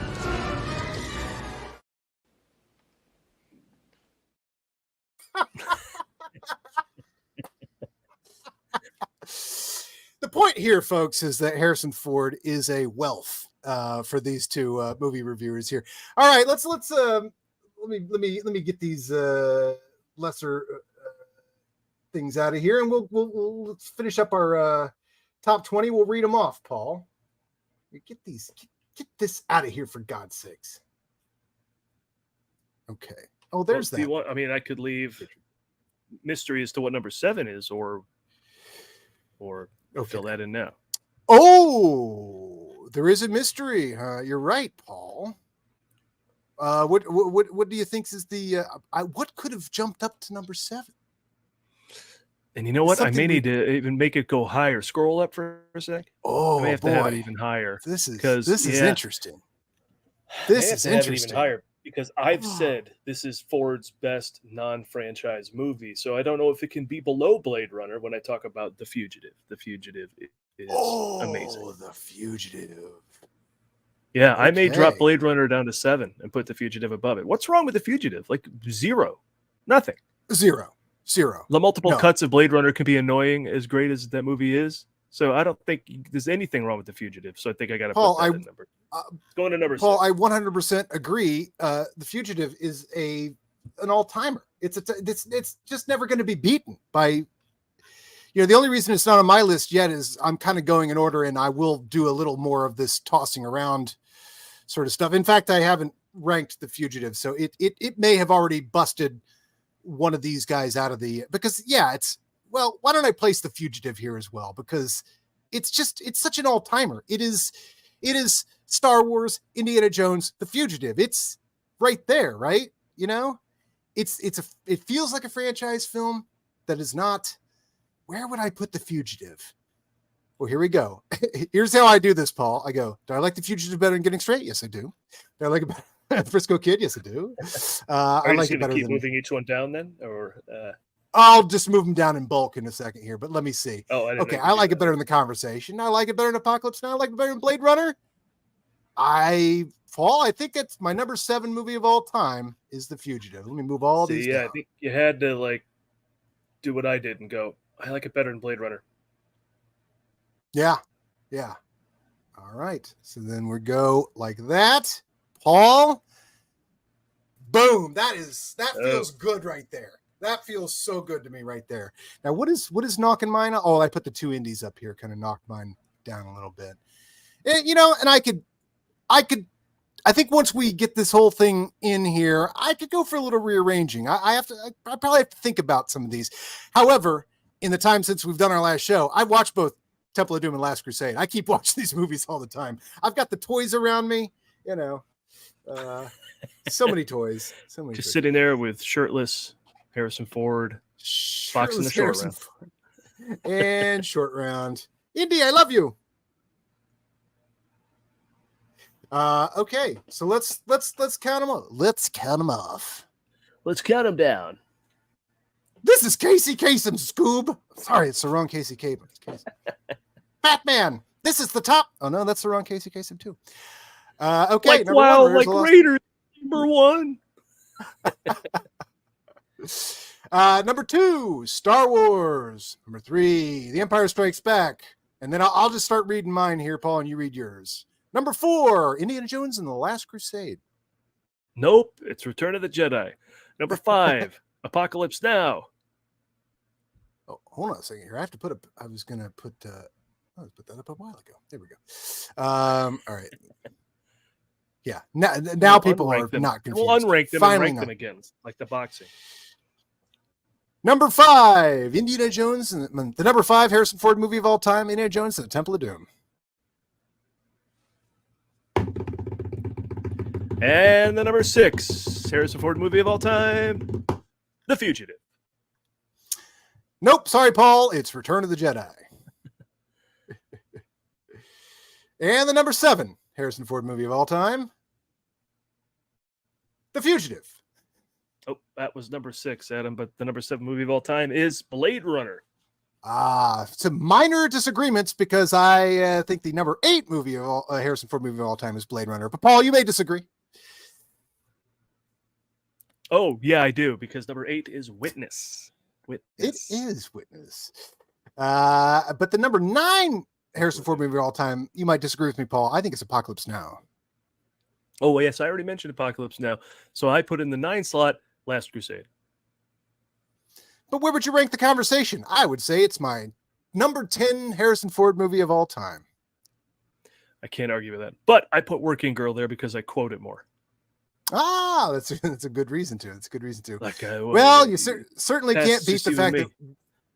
Who the fuck died and made you Grace Kelly? All right, go ahead. You quoting Alec Baldwin from that movie?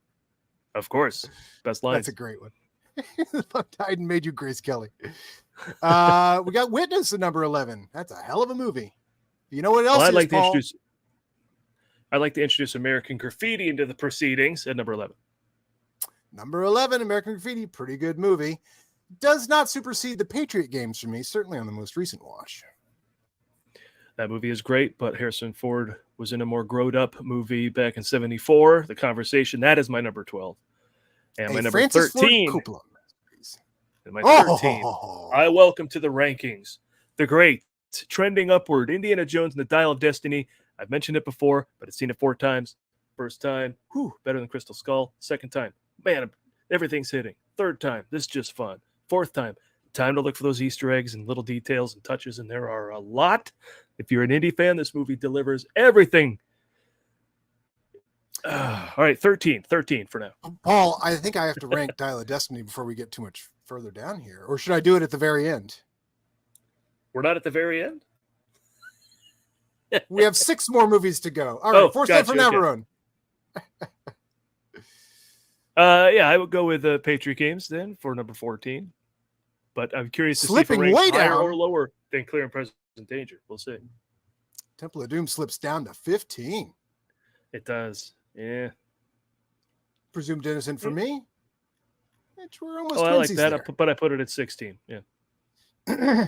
Working Girl would be my 16. And we, for a moment, both had Frantic at 17, but mine got pushed down because of The Fugitive. Yeah, now we've swapped back and forth. I'm 17, Frantic, 18, Mosquito Coast. Look at that.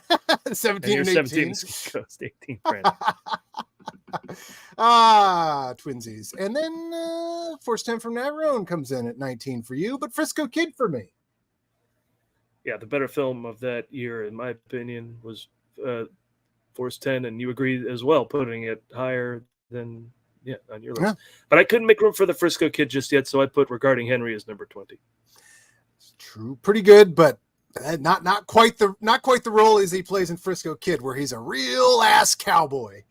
I went with more American Graffiti, again, more for the format and style of that movie than for the amount of Harrison Ford in it, but that is the eternal struggle of this.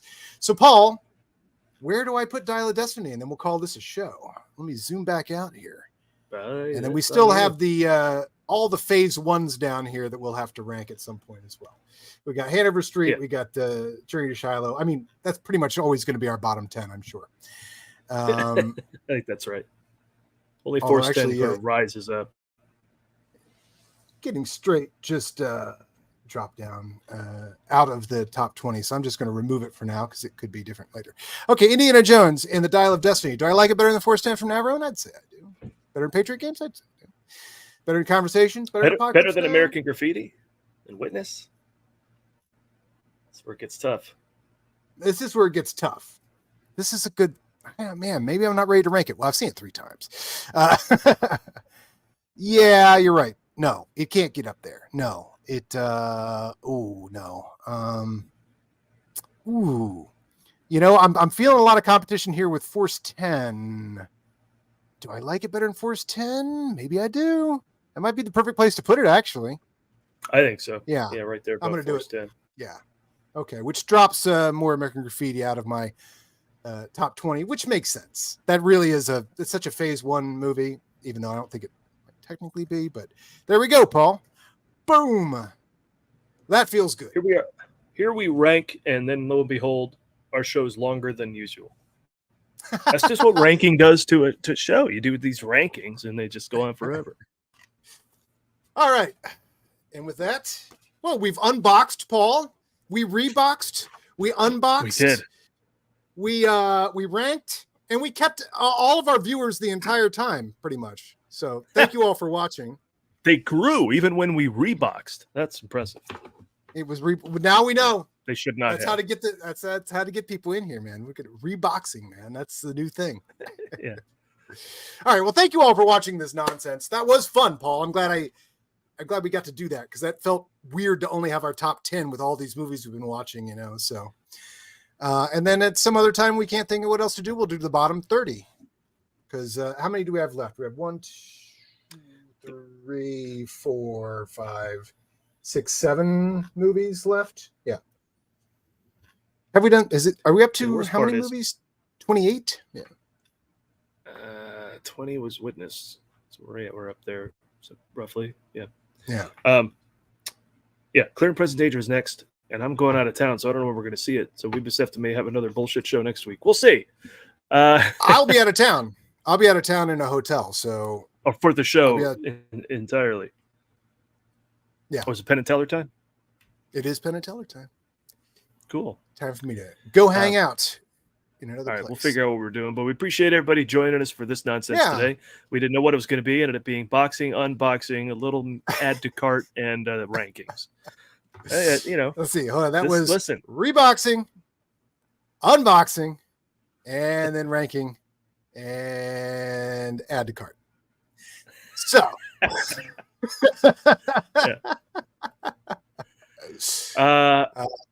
With that, Deanna Jones. Adieu. キリンラゲビールください。キリンラガーね、そこは取ってください。焼きそばちょっと待ってください。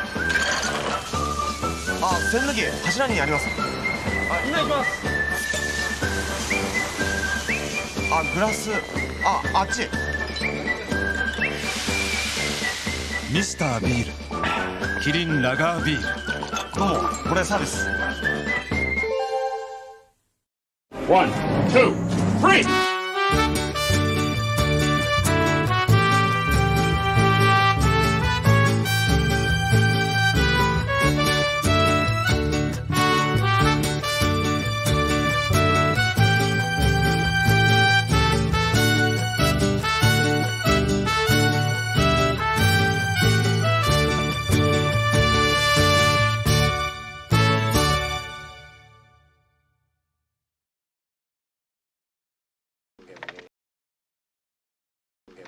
Oh, Harry, Jan, wait. Hey, you weren't going to walk by, were you? I was waiting for you. We were having a party. You left the door open. We were waiting for you. Thanks, Jake. It was some other time. I'm really Oh, pushed. no, man, come in just for one drink. Come on, don't be who's that there? way. Everybody, all the rejects. No, really. I'm going to crash. I'm very tired.